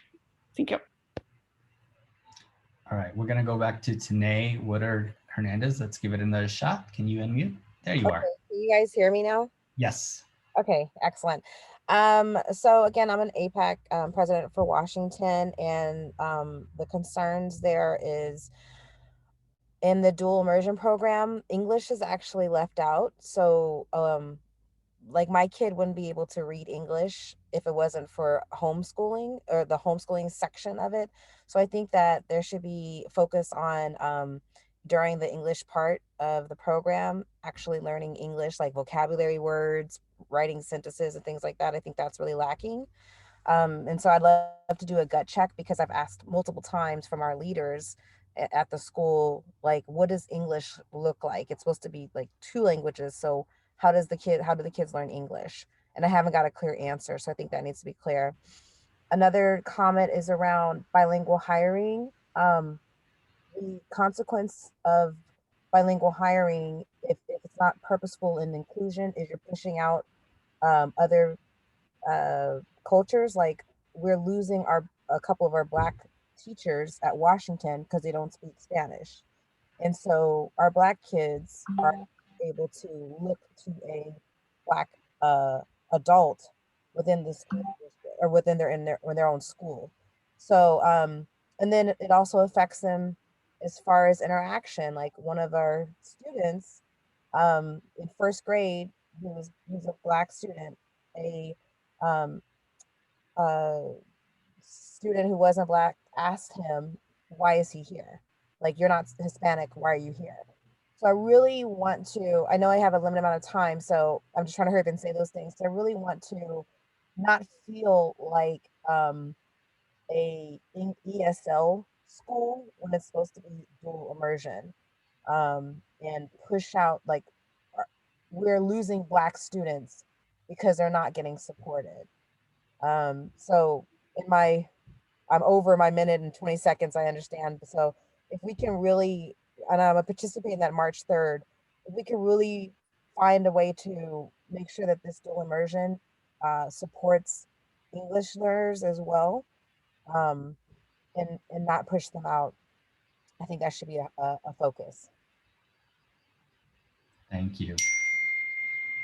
There's one more comment, and then Trustee Smith-Folds, we can, if you want, we can speak briefly to the content allocation of like where English and Spanish should be taught, if you want to go there. If not, obviously I know we're on time constraint. We can bring that back.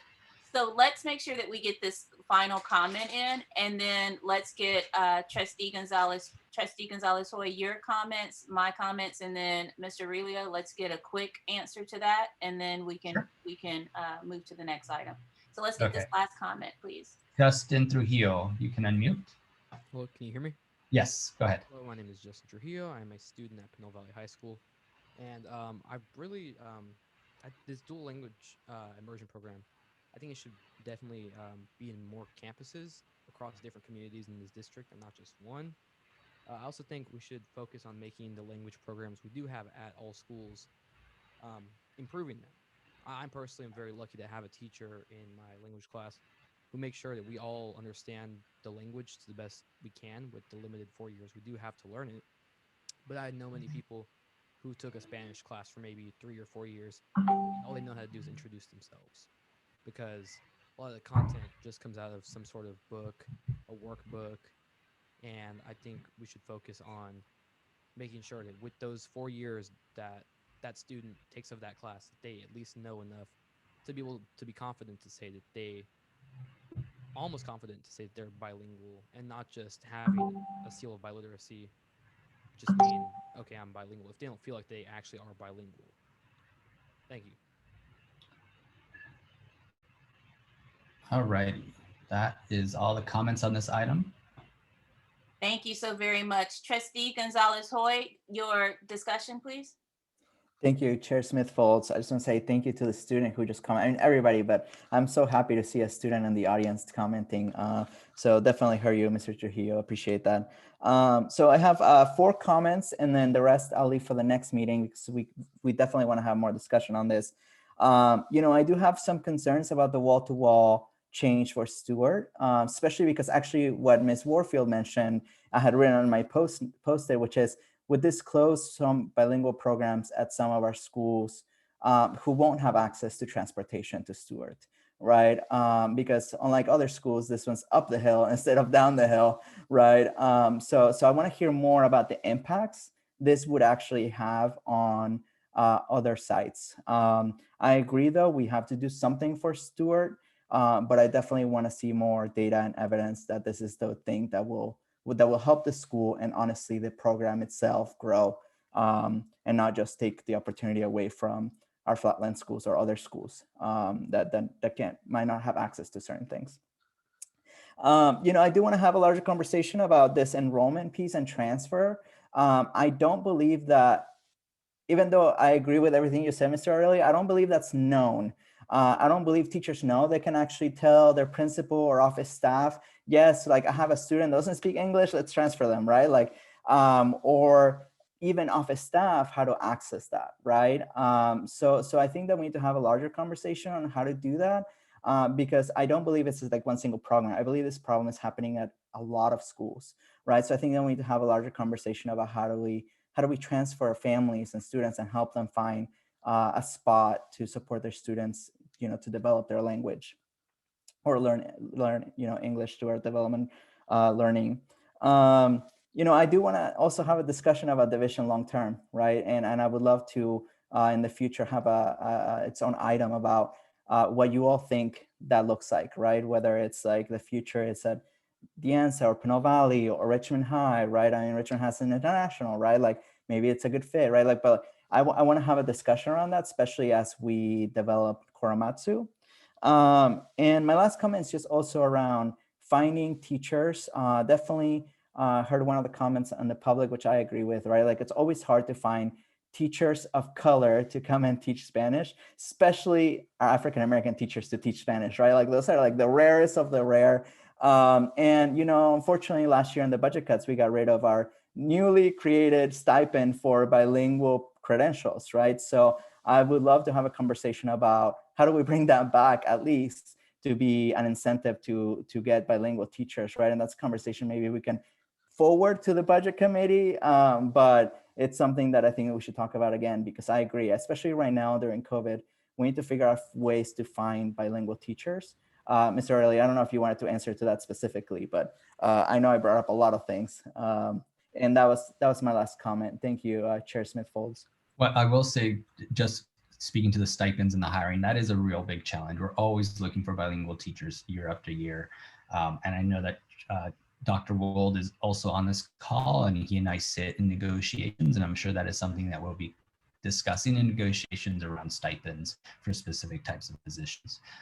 We also really we're working on trying to build our own sort of residency program, partnering and trying to get folks to get bilingual, the BCLAD components of their credentials, even from the teachers that we do have within our system. That's great. Thank you for that. And I also forgot to mention, I completely agree with Chair Smith-Folds about word of mouth. It's one of the most powerful things to recruit families. And I think that, like, talking to our African-American leaders who are within the program already about how can we continue to expand this piece to all families, right? Maybe they have some great ideas for us to develop together. So leaning on them, who are the experts ultimately, and why they're choosing this program, I think would be really helpful. Thank you. Thank you so much, Trustee Gonzalez-Hoy. I want to make sure that we focus on what the callers have said, that the Black exodus happening at Washington Elementary School, we don't want to replicate that, and we want to make sure that we solve that issue. We want to make sure that parents that are getting into these schools and these programs understand exactly what the program is, what it looks like, and how they will be supported. So we need to do a better job on that. Like the young man and like TJ, Ms. Warfield, we need to have a rigorous program for students who are taking these foreign languages in high school. Let's make sure that we are able to do better than the language lessons that TJ Warfield and I had, you know what I mean? So let's make sure that we are really diving into it. I would love to have all of our, a representative from our high schools to come, a teacher that teaches these languages to come and tell us what they need to make sure that we're getting a rigorous curriculum out to our students. Also want to make sure that we hone in on the fact that these languages should be at elementary school and middle school. Every child should have access to art. Every child should have access to a foreign language. Every child should have access to some music. This should not be something that you get from a specialized program. Every child should be able to have conversational Spanish, conversational French, conversational Mandarin, conversational Japanese. We need to up those programs in our elementary and our middle schools to make sure that we're exposing all children past the zip code to these languages and to this part of their schooling, because we all know it's an asset. Maybe we can spark some kid who's never heard Mandarin, but it's like, oh my gosh, that's so cool. And then they have a conversation with their parent, and then we have a new enrollee into a vertical alignment Mandarin program, and they go all the way through to Pinot High School. So we need to expose all of our children at a very young age to multiple language that go across the board. I named my last daughter Clover, so I'm all about looking for unicorns and lucky. So go out there and find some Black people. There are Black people who speak Spanish. I don't know any, but I'm sure they're out there. So we just have to go out and search for them, and then we'll do what we need to do. Can't be that hard. And that's my last comment. Mr. Aurelio, you wanted to speak real quick to one point, and then we are going to ask Miss McCormick to come on. Yeah, and actually Christy she had a document, and we can always make that and shareable as well, which is just that the content alignment as far as the English Spanish, maybe it addresses a little bit about the questions around Washington. Christy, you want to give like 30 seconds? Sure, very briefly, just that in our dual language programs, like at Washington, the content allocations, it does start with 90% in Spanish and 10% in English, but then by 4th grade and up, it is 50-50 in both languages. And the expectations that teachers are teaching reading, writing, and Spanish, as I mentioned, reading, writing, and speaking in relation to literacy, 50-50 by that grade level, and it doesn't go. And my last thing I want to say is marketing and a marketing budget would be a good thing in general for our district, because a perfect example is West County Mandarin, and I know Dr. Peterson does a lot of that on his own and out of his own pocket. He markets the heck out of that school, and it shows, right? It shows with his recruitment. So that's something we should consider for all our schools, but especially for our DLI programming. Perfect. Thank you so much. Okay, Miss McCormick, you are up. Thank you for waiting. I really appreciate it. No problem. I was actually just, can I, this text, wait. Academic. I'm telling that because I think I should stay a little later. I know people are going to have questions. Okay, all right. Good evening, Trustee Gonzalez-Hoy, and good evening, Trustee Smith-Foltz. Thank you guys for having me. I am so excited to come and talk to you guys about the virtual school. So this is an update, but I think I'm going to be doing a little like informational, I don't know how this is going to go, but we're just going to do it. So can we go to the next slide? So what I want to start with before I go into this slide, when I was welcomed into the Vista High School Tiger community, woohoo, go Tigers, we are the unicorns. This was already on the heart of the staff and the former principal before the principal that I replaced, Dr. Linda Delgado, who was also at the time the charter compliance officer. And so Dr. Delgado and I did a lot of brainstorming around what a virtual school would look like. And it's interesting how crisis has changed what was the initial vision. This slide is representative of currently where we are with our attendance. And what we found is in our current crisis and distance learning, there are a group of kids who are doing extremely well in virtual schooling. And so after years of asking, so I know I met with Dr. Wold in November 2019, talking about this. I'm a part of what's called the California Consortium of Independent Studies. So I've visited a few virtual schools and I've worked with a few principals of virtual settings. We now have an understanding that this is something that may, and I believe will be a good fit for our school district. And also too, at the time in working with Dr. Delgado, what was on our hearts, and I think it's on everybody's hearts, is how we're losing kids to charters. Next slide too, please. So what we're going to do is open a K-12 virtual academy. And if anybody remembers a board meeting, I cannot remember how long ago, myself and the Tiger team came out with some of our students, and we successfully asked the board to not let in the California Connections Academy because we believe that we could do this ourselves internally. And so this is such an exciting time to be able to offer this type of schooling. What I do want to say to families is that, and we'll get into this more, this is choice schooling. This is not a school that is opening in reaction to distance learning. Distance learning and virtual schooling are two different things. And so at this point, we are going to have open enrollment. And I did hear what the first caller said. I do not know much about the enrollment process, so I'll let Mr. Aurelio talk about that. And I'm sorry I did not say good evening to Mr. Aurelio. Please forgive me. I have currently been named the principal. I'm very excited about that. And we are slowly building a staff. And so in building a staff and a founding staff, we'll be working on the next steps, the instruction, curriculum, and location to be determined. Next slide, please. So I think the biggest thing that I want people to understand in this K-12 virtual academy is that this is choice schooling. This is not schooling for you to choose in lieu of schooling due to pandemic, things that are coming up for you and your families. The hopes for the virtual academy is for those students and families who discovered that having school online for them and letting them have some autonomy within their home, that this is really a good fit in what they'd want to pursue. Our goal is to create an appropriate balance of synchronous and asynchronous instruction, but also at the same time, what we've learned with students in virtual settings, there's a different focus on social-emotional wellness and learning. Next slide, please.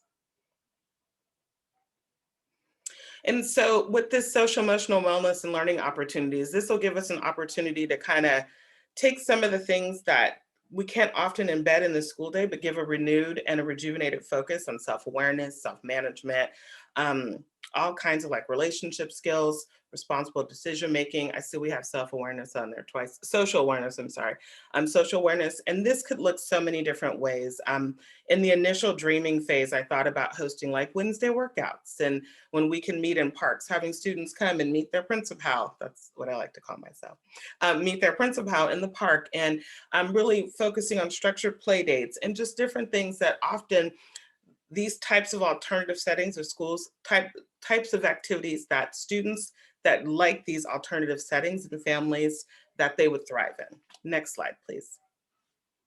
So currently, I'm so excited. The office manager position has been posted. That was one of my first asks. You need an amazing captain to drive the ship. So that job has been posted.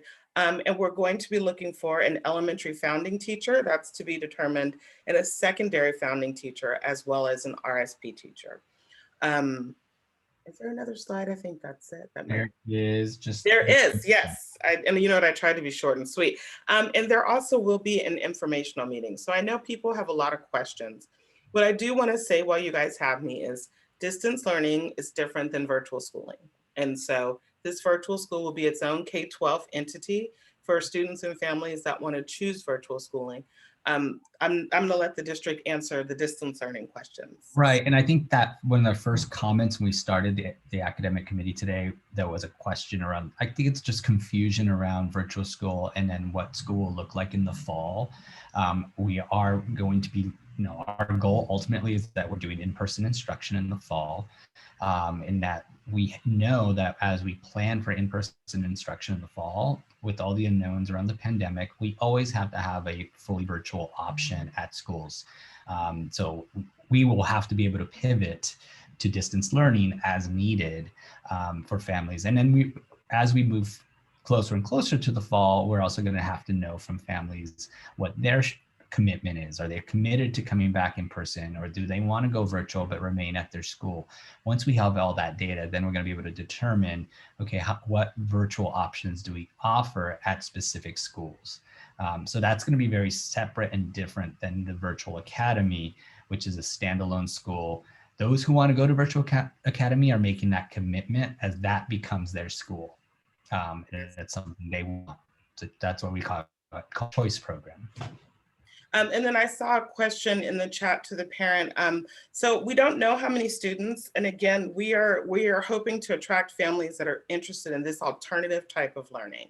Again, not distance learning is one thing, and virtual schooling is another. And there are a lot of successful virtual schools out there. I've been studying them for about 2 years now. And there are some families, surprisingly enough, you guys, that pay close to $30,000, $40,000 to go to really good, in their vision, virtual schools. So those are the ones that I've been studying, because what a joy to be able to offer that for free to our students and families who deserve an alternative learning setting that can build school for you the way you need it, and often to help support you in dealing with things that sometimes get in the way of learning.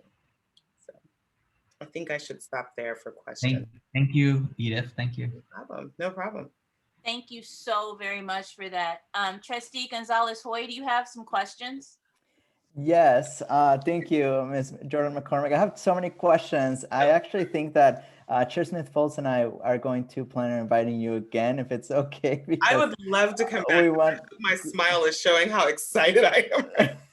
Good. No, and I'm so excited because you're right. This is something actually that people have been asking for a long time, right? And I'm glad that we're actually doing it. And I'm heading to my comments. So here, I'm just like you, Trustee Smith-Foltz.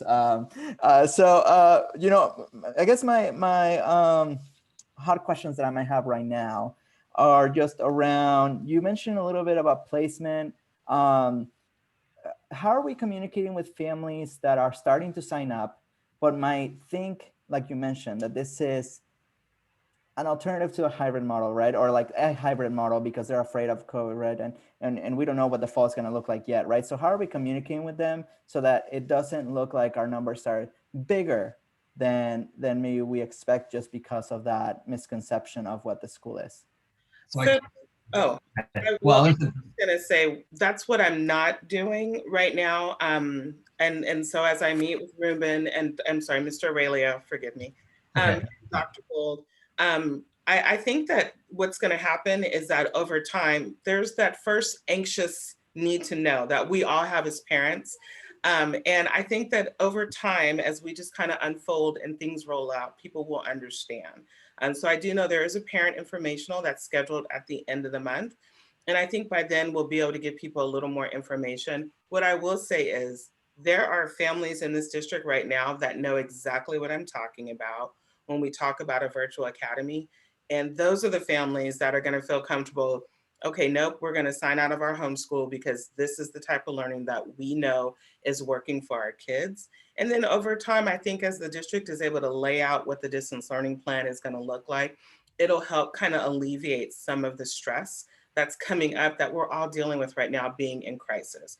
So what I would say to anybody that's listening to me, my message is one of flexibility, because the more flexible you are, the less frustrated you are. So at this time, please be flexible with us. We're still planning, but we do know that this is a dream and that this is something that's going to roll itself out.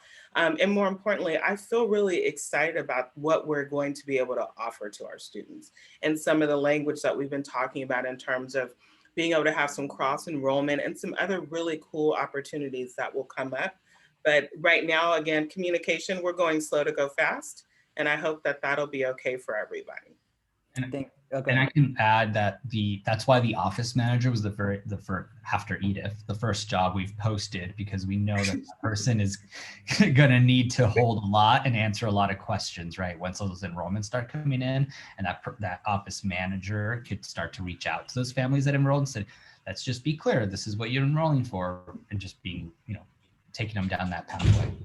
Yeah, she was super important. To be honest, she was before me, or he or she or they were before me, and that is okay because they are super needed. And once we get that to a landing place and we can have a place where people can call and ask questions. For now, I do field emails for parents, and I try to keep them short and sweet and one-liners with my, please be patient. We're going to be able to answer all these questions when we have them all. Thank you for all that. So what about, have we picked a location of where, it's weird, a location, but I'm assuming maybe the model will have some type of in-person check-in if necessary. So have we decided on like a location for the school? So I see that Dr. Wold is on the line, and maybe he wants to speak to that one. Come on in. we definitely, one of the areas we considered, and we haven't finalized, its the physical address of the virtual school was Sarah campus, where West County Mandarin currently resides. Address, they're going to be vacating that campus. But Tony, do you have anything else to add to that? That's right now our likeliness. We don't want to have it commingled with Vista. We want it to have its own separate location so that when we do material distribution or any in-person meeting, that's the current move would be to use the Sarah address. And we've applied or are in the process of applying for its own CDS code. Right now with a holding place for the name, it's Virtual Academy. We are going to go through a naming process for the school as well. Oh, wonderful. That's great. Well, the rest of my questions can wait till the next meeting to respect your time, Ms. Jordan McCormick, but thank you so much for being here. Really appreciate you. Having me. I just appreciate all of your work. This was just absolutely wonderful. I wish I could do this all the time. I learned so much tonight, but I'm looking forward to coming back and hopefully having some more information for you. Thank you. And Chair Smith-Folds, that's my last question. Thank you so much. I see that we have 3 hands up, so I want to make 4 hands up. So I want to make sure that we have Miss Edith still here so she can answer those questions if necessary. But I just want to make sure this K through 12 virtual school, it's accredited, right? So the kids graduate from the school and they're going to be able to go ahead on to high school or go ahead on to college and be able to apply for college and all of that.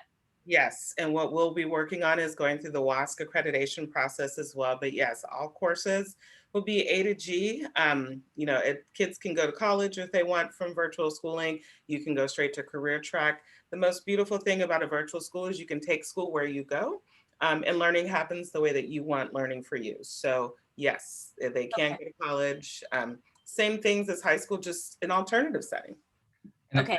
Can I add to just part of that is one of the things we've been discussing is the ability for our students who are attending the virtual academy to do some of the extracurriculars at a different high school, for example, like sports, that they would gain access to those things, and not just because you're at virtual school doesn't mean you don't have to play virtual football. There'll be so it's kind of like, it would kind of be like the middle college type of thing. Middle college kids can still go to the the prom, the basketball games, et cetera. Okay, thank you for that.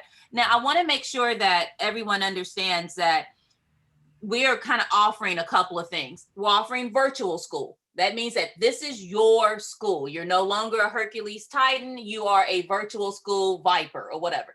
And then we have the idea of a hybrid, or you can be attached to your home school, but if you're still not comfortable going to school, you have this other version. And then we have our dream is having in person. So I want the parents and the people listening to understand there's kind of 3 buckets here. And so we don't want to get those 3 buckets confused. I definitely think we need to have Ms. McCormick back to give us more information about this one bucket, the virtual school bucket. And we also need to invite people to give us information about that middle bucket, that hybrid bucket, or that if I'm a parent and I'm not comfortable, but I will be comfortable before they graduate high school. So I want them to stay at their home school. So it's Mr. Aurelio, if we could, the whole give direction thing is kind of, but if we could just make sure that we bring that information back. We need to make sure that we have Ms. McCormick back on her schedule. And then we have the idea of that middle bucket and that first bucket back and what it looks like. We've set our agenda for the next meeting. It's kind of looks like this agenda, just again. I haven't changed my outfit though, so. That is probably what it's gonna look like. Let's get these 4 comments in because we have about 15 minutes and I want to respect everybody's time. So let's get these 4 comments in, please. Thank you. Mariela Cuellar, you can unmute. Hi, thank you for the presentation. I'm learning a lot. I am excited about option because that's something that we need. And I have a lot of questions, but what I want to understand is if it's gonna be from K to 12, I wanna know the ratio of the class, and also I wanna know how the budget it is. Because if you're gonna be hiring people for this virtual school, also I heard Ms.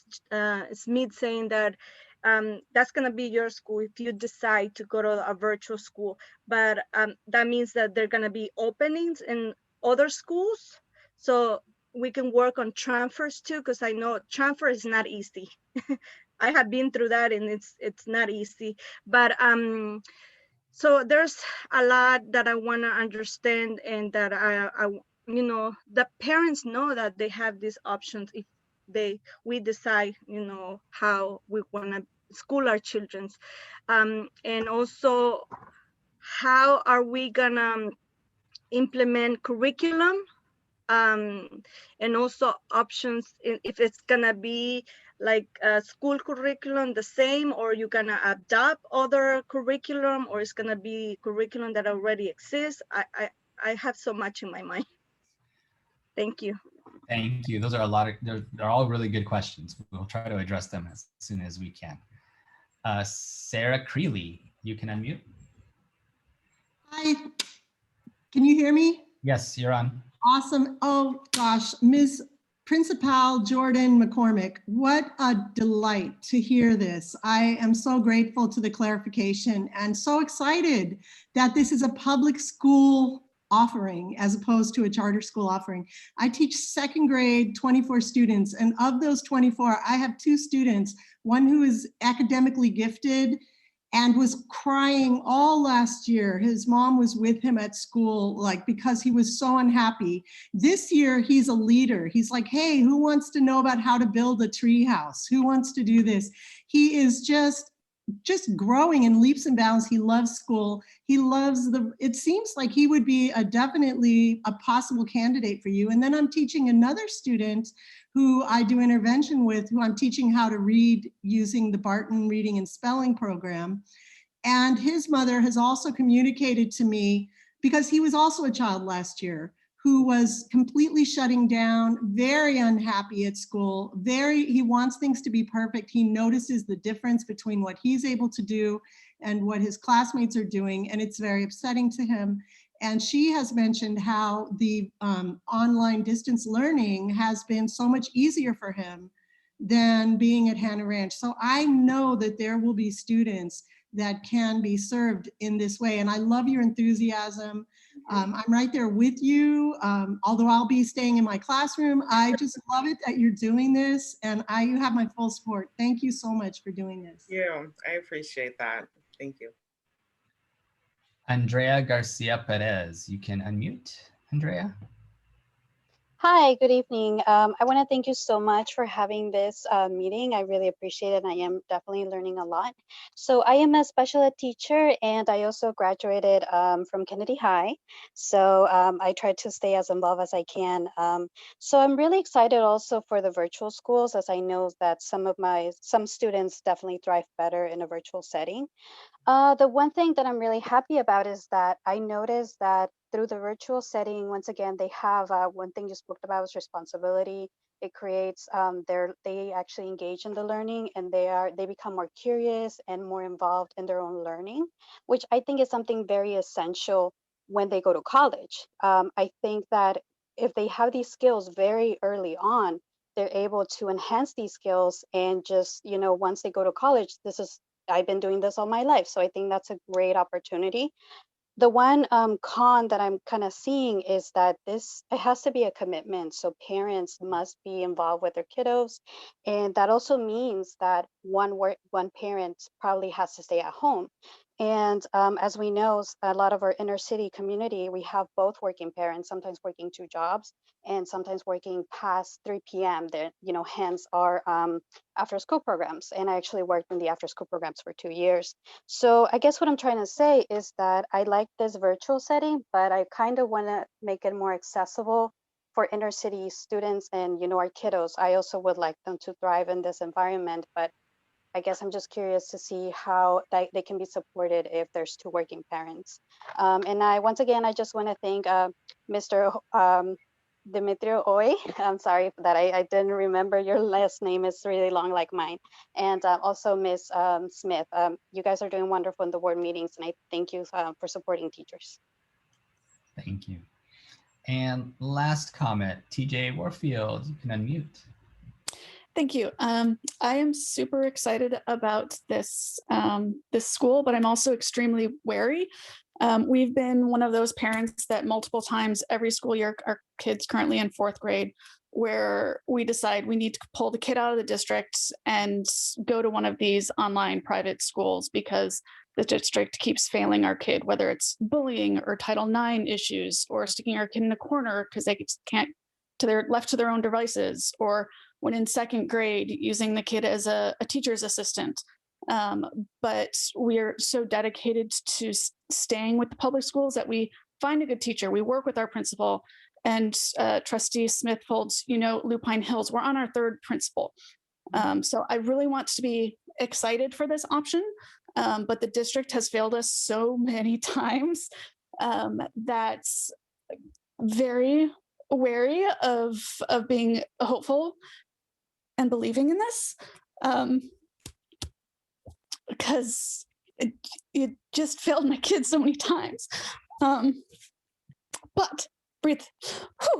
One of the things that we loved about these private schools that we were looking at was that the class size was max, like 4 or 5 kids, so that they could have kids that were at the same learning level actually work together and grow together, instead of sticking kids that were on opposite ends of a learning spectrum. And there was no way that teacher could keep up with, both ends of that and service both of those, sides of those educational needs. So I'm very excited, but terrified to be excited. Thank you. Thank you for that. And that's all the comments on this item. Can I say something before I go? Yes, Ms. Yes, I was on mute. I was on mute, and I was looking for a tissue, and there's a delay on the computer, and I'm just, Miss Edith, please say something.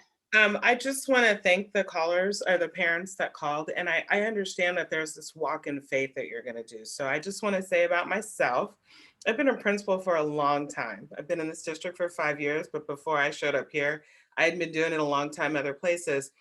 And in my time in this district, learning about alternative education has probably been the biggest gift. I've been an administrator pre-K to alt-ed now, and celebrating learning difference with families is what I find my biggest joy. And so for the last caller, like your emotions and your emoting, it gives me more strength to know that I know that we can help. I really do believe in this. And I do believe that when you put the right people in the right place at the right time with the right mission around your child, that you can just move mountains. And that's why at Vista High School, when you look at our website, it says where learning happens your way. So I just wanted to say that I get that trust is an issue. When I was walking around trying to talk about this a few years ago, people didn't understand what I was talking about. And it's interesting that a pandemic had to bring this to the forefront. But what I do want to say is, when you start Googling online schools, there are some amazing schools out there that people pay a lot of money for. And I think that we have the talent, we have the desire, and we have the skill set to make it work here. And I'm looking forward to leading through this. Thank you so very much, Trustee. Well, first of all, thank you, Ms. McCormick, for being here. Thank you so much for answering those questions. Thank you for that last follow-up comment. I appreciate it. I do have a question about the impact of Vista, because are you still going to be the principal of Vista too? Yes, I was not letting my unicorns go. I just wanted to make sure that. Okay, so Trustee Gonzalez Hoy, and then Mr. Aurelio had a question, but or a comment or a question. So I'm getting a little off put. So let's do discussion from Mr. Trustee Gonzalez Hoy, then Mr. Aurelio, and then I'll follow up. Yeah, Go ahead, sorry, Trustee. before Ms. McCormick leaves, I just wanted to mention that I really appreciate, Ms. Warfield's vulnerability when she called. I know a lot of parents have suffered of similar situations in our district, and I completely understand, and I feel horrible when that happens. And I just wanted to say that I have known Ms. Jordan McCormick now for a few years, and it's rare to find someone who is so student-centered. And I just wanted to say that because as she asked for trust, there's no one better that I think in leading this from what I have known and seen her do in this work. So I just wanted to put that out there because I don't say that about every leader, and you are, Ms. Jordan McCormick. So I'm so excited that you're leading this because it is going to require a lot of trust. And I'm excited that you're leading that. So I'm gonna wait for the rest of my comments for the next meeting because I know you're gonna come back. But I would love to hear obviously a little more about curriculum and PD and your vision for the school. Yes. And of course, how negotiations are going with our bargaining units around this and other things. But thank you so much. Those words, like, you just touched my heart. I'm over here tearing up too. And also tearing up for the mom, but tearing up because being student-centered sometimes is really hard, but I'm not going to change. So super appreciate that. And I do look forward to come back. I do look forward to however this rolls out. And I am really looking forward to building the team. So this was an idea that I inherited that I've done a lot of work on, but I hope I'm able to come back with more of a team and be able to answer those questions from a collaborative standpoint, not just my ideas. So I'm going to go, you guys. I'm sorry. Thank you guys so much. I super appreciate it. I'll see you soon. Thanks. Bye. Trustee Gonzalez Hoy, what I'm hearing is we need to have a special meeting to make sure that we just talk about virtual school. So I think that would be great to make sure that we really dive into it, because this is the place that we're supposed to take deep dives. Mr. Aurelio, please, your question. I was just going to try to answer and add a little bit, and because you'd asked about Ms. Principal McCormick and Vista, we are going to look to add an assistant principal to support both so there's always going to be at least an administrator with both schools because they are separate schools. And one of the callers asked about the grade range. We are looking at K-12 for the virtual school. So it'd be all those grades. We don't have the ratio right now, obviously with the enrollment, what that will look like. We are under the parameters of our bargaining unit. So when we talk about class sizes, this school would also have to meet those class size requirements unless we bargain something separate and different for this school. But right now, the ratio would be the same ratio we have in all our schools. And this school will be accepting SPED students, correct? Correct. So that's why if you saw on the slide deck, we included a resource teacher as part of the initial group of teachers. We're trying to formulate essentially a design team to support the work that Principal McCormick is doing, because it's not something you do alone and you need some people. So we're working with the bargaining group right now to try to figure out how we can bring in at least 3 teachers soon to help with that planning process. Okay. And then lastly, I think there was a question around startup budget. And I know Dr. Wold is here. I don't know if he wants to quickly say what how we're paying for this first year of the school, because after the first year, of course, it generates its own revenue. And sorry, before Dr. Wold, you go, I just wanted to say it's 6:29. Would you like me to extend the meeting for 5 more minutes, Chair Smith-Folds? We have to extend. We will extend for 5 more minutes. Dr. Wold, if you just go really quickly, then a discussion, and then we move on to setting our calendar and our next meeting. Okay. So real quick, we're being very careful with this budget. We're going to build it as we get more students. We'll continue to add resources to it. We have some one-time funding that allows us to have some flexibility in the current year. That's why this is such a great year to do this, that we are not going to adjust the budgets of any other school, and we're prepared to add staff as more students come into the school. And we'll continue to add the support as the school grows.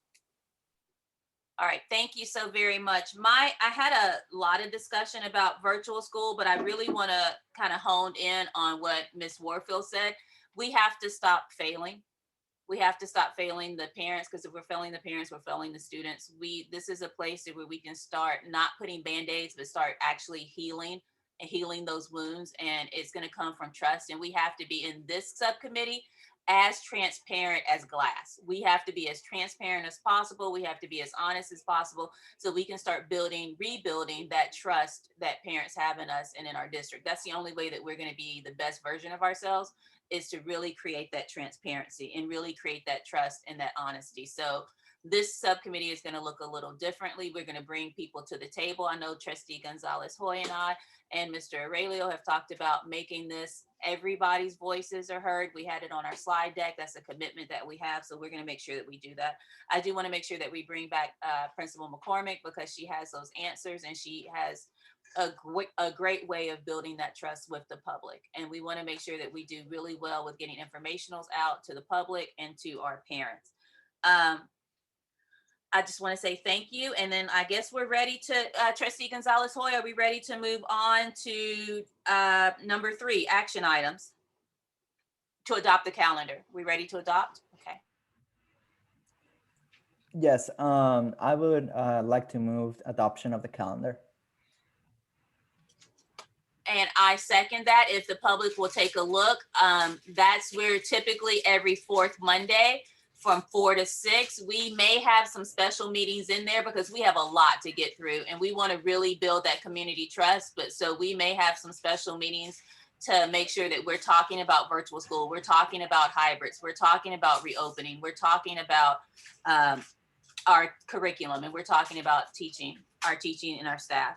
I second that adoption of the calendar. Mr. Gonzalez-Hoy, your vote? Yes. You want to go to comment first before the vote? Oh, yep. I forgot about it. Go ahead, please. I did too. No worries. That's why I'm here. See, keep you on track. Mariela Cuellar, you can unmute. Oh, hold on. Okay, now you can unmute. Okay, I was talking to myself. Okay, yeah. Again, for the record, my name is Mariela Cuellar. I am learning so much. This is my English class, so I'm learning with all of you. I just wanna make some comments and recommendations. I would like to, since these committees are with less people, I would like us, if there's a chance, to see our faces. I think that builds our relationships and community, or at least to see their names and like, or the number of people that are present in these committees. Like for all the committees that you guys have, I would like to see that. And also, that's my hope also for our schools, because I'm in the school site council, to attract more families, students, so we can be part of improving. I know there's so much to learn, and there's the trust issue, but I think I'm in traditional school and I'm also in charter school. So I go to both meetings, and I say the good, the bad, and the ugly in both systems, because we know the education system is broken, and we need to work in both systems. It doesn't matter where our children are. We are a community and we need to see as each other as a community. And both systems have good things, but there's so much to improve in both systems. So I would like to see that our faces first in communities like this, please. Thank you. Thank you. And one more speaker, Tinay, you can unmute. Okay, so thank you very much for, let me lower my hand, for the opportunity to join this conversation. I guess everybody has the opportunity, but I really appreciate this being public. I had asked for someone to come to our APAC meeting for the Spsa and just wanted to know next steps for that. And then I would also really love for somebody to come to our PTA meeting from the DI program to give more information and answer more questions, because it's, I think, a global issue in our school. So I just wanted to know, like, next steps. So I just put in the comments, please reach out to me, send me an email so I can direct you to the right people in my team that can come out and support. Okay. Oh, I don't see it on the comments. I'll figure it out. First name dot last name on. I'll figure it out. Yeah. Okay, cool. And Ms. Tinay, you can always reach out to me and I can give you Mr. Aurelio's email address and we can stay in contact like that. So please reach out to any of us. Same thing as our first name and our last name at WCCUSD.net. Okay, that's the comment. That's the comment. Okay, and then so Mr. Trustee Gonzalez-Hoy, you voted yes to adopt this calendar? Yes. I second that. So the adoption of the calendar is done. The academic committee next meeting is proposed for March 22nd. That's the one that we're going to have as our like firm meeting. Trustee Gonzalez-Hoy, we may need to have another one in between that to have like a special meeting and see what that looks like. Mr. Aurelio, you took down some future agenda items. I saw you writing, correct? And it will look a lot like this agenda because these are really in-depth items that we need to go back into. But Trustee Gonzalez-Hoy, do you have anything to add that you want on the agenda for future items?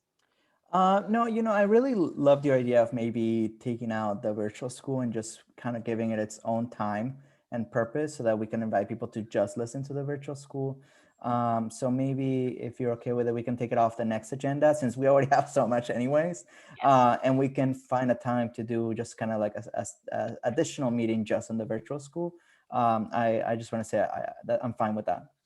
I agree with that. And maybe what we can do is, because we have such a good agenda, is because we're going to take mission and vision off. We're pretty good with that. I would maybe instead of virtual school, we put distance learning in there, have someone come and talk to us about distance learning since we're going to do virtual school as its own, And then we do need to look at the Spsa. So if we had those summary pages and we could get those summary pages out to Trustee Gonzalez-Hoy and I before the next meeting in a timely manner, then we would be able to look at that. And Trustee Gonzalez-Hoy, we could kind of go quickly through that and see what questions we have about that, and then spend some real time on distance learning. And if we have anything else to add to that agenda, public, if you have anything to add to that agenda, please, email us and we can see if we can put that on now or a future agenda item. Trustee Gonzalez-Hoy, I don't know why I'm getting your name all kind of tongue twisted today. It's a hot mess. I don't think we have anything else. What time did we extend it to? 6:40? I don't know. Sure. Yep. So we can adjourn. Like are we good? Like, did we do it? Yo, all right. First one in the hole. We did it. We did a great job. It must be time because I'm looking this way because my kids keep coming over here looking at me and trying to ask for candy and video game time. So I need to adjourn. I appreciate everyone. Thank you, staff, for coming out and helping us. Thank you, Trustee Gonzalez-Hoy. Thank you to the public. At one point, we had 60 people here, so that's amazing. Please look out on the social media. You'll see it on my social media. You'll see it on Trustee Gonzalez-Hoy's social media. You'll see it on the website when we're having more of these meetings, and we want the community to be there. It is you who we are here to serve. So thank you very much. I am officially ending the meeting at 6:38. That's it. We did it. Thank you, Trustee Smith-Folds. Good night, everyone. Thank you, guys. All right. Thank you, everyone.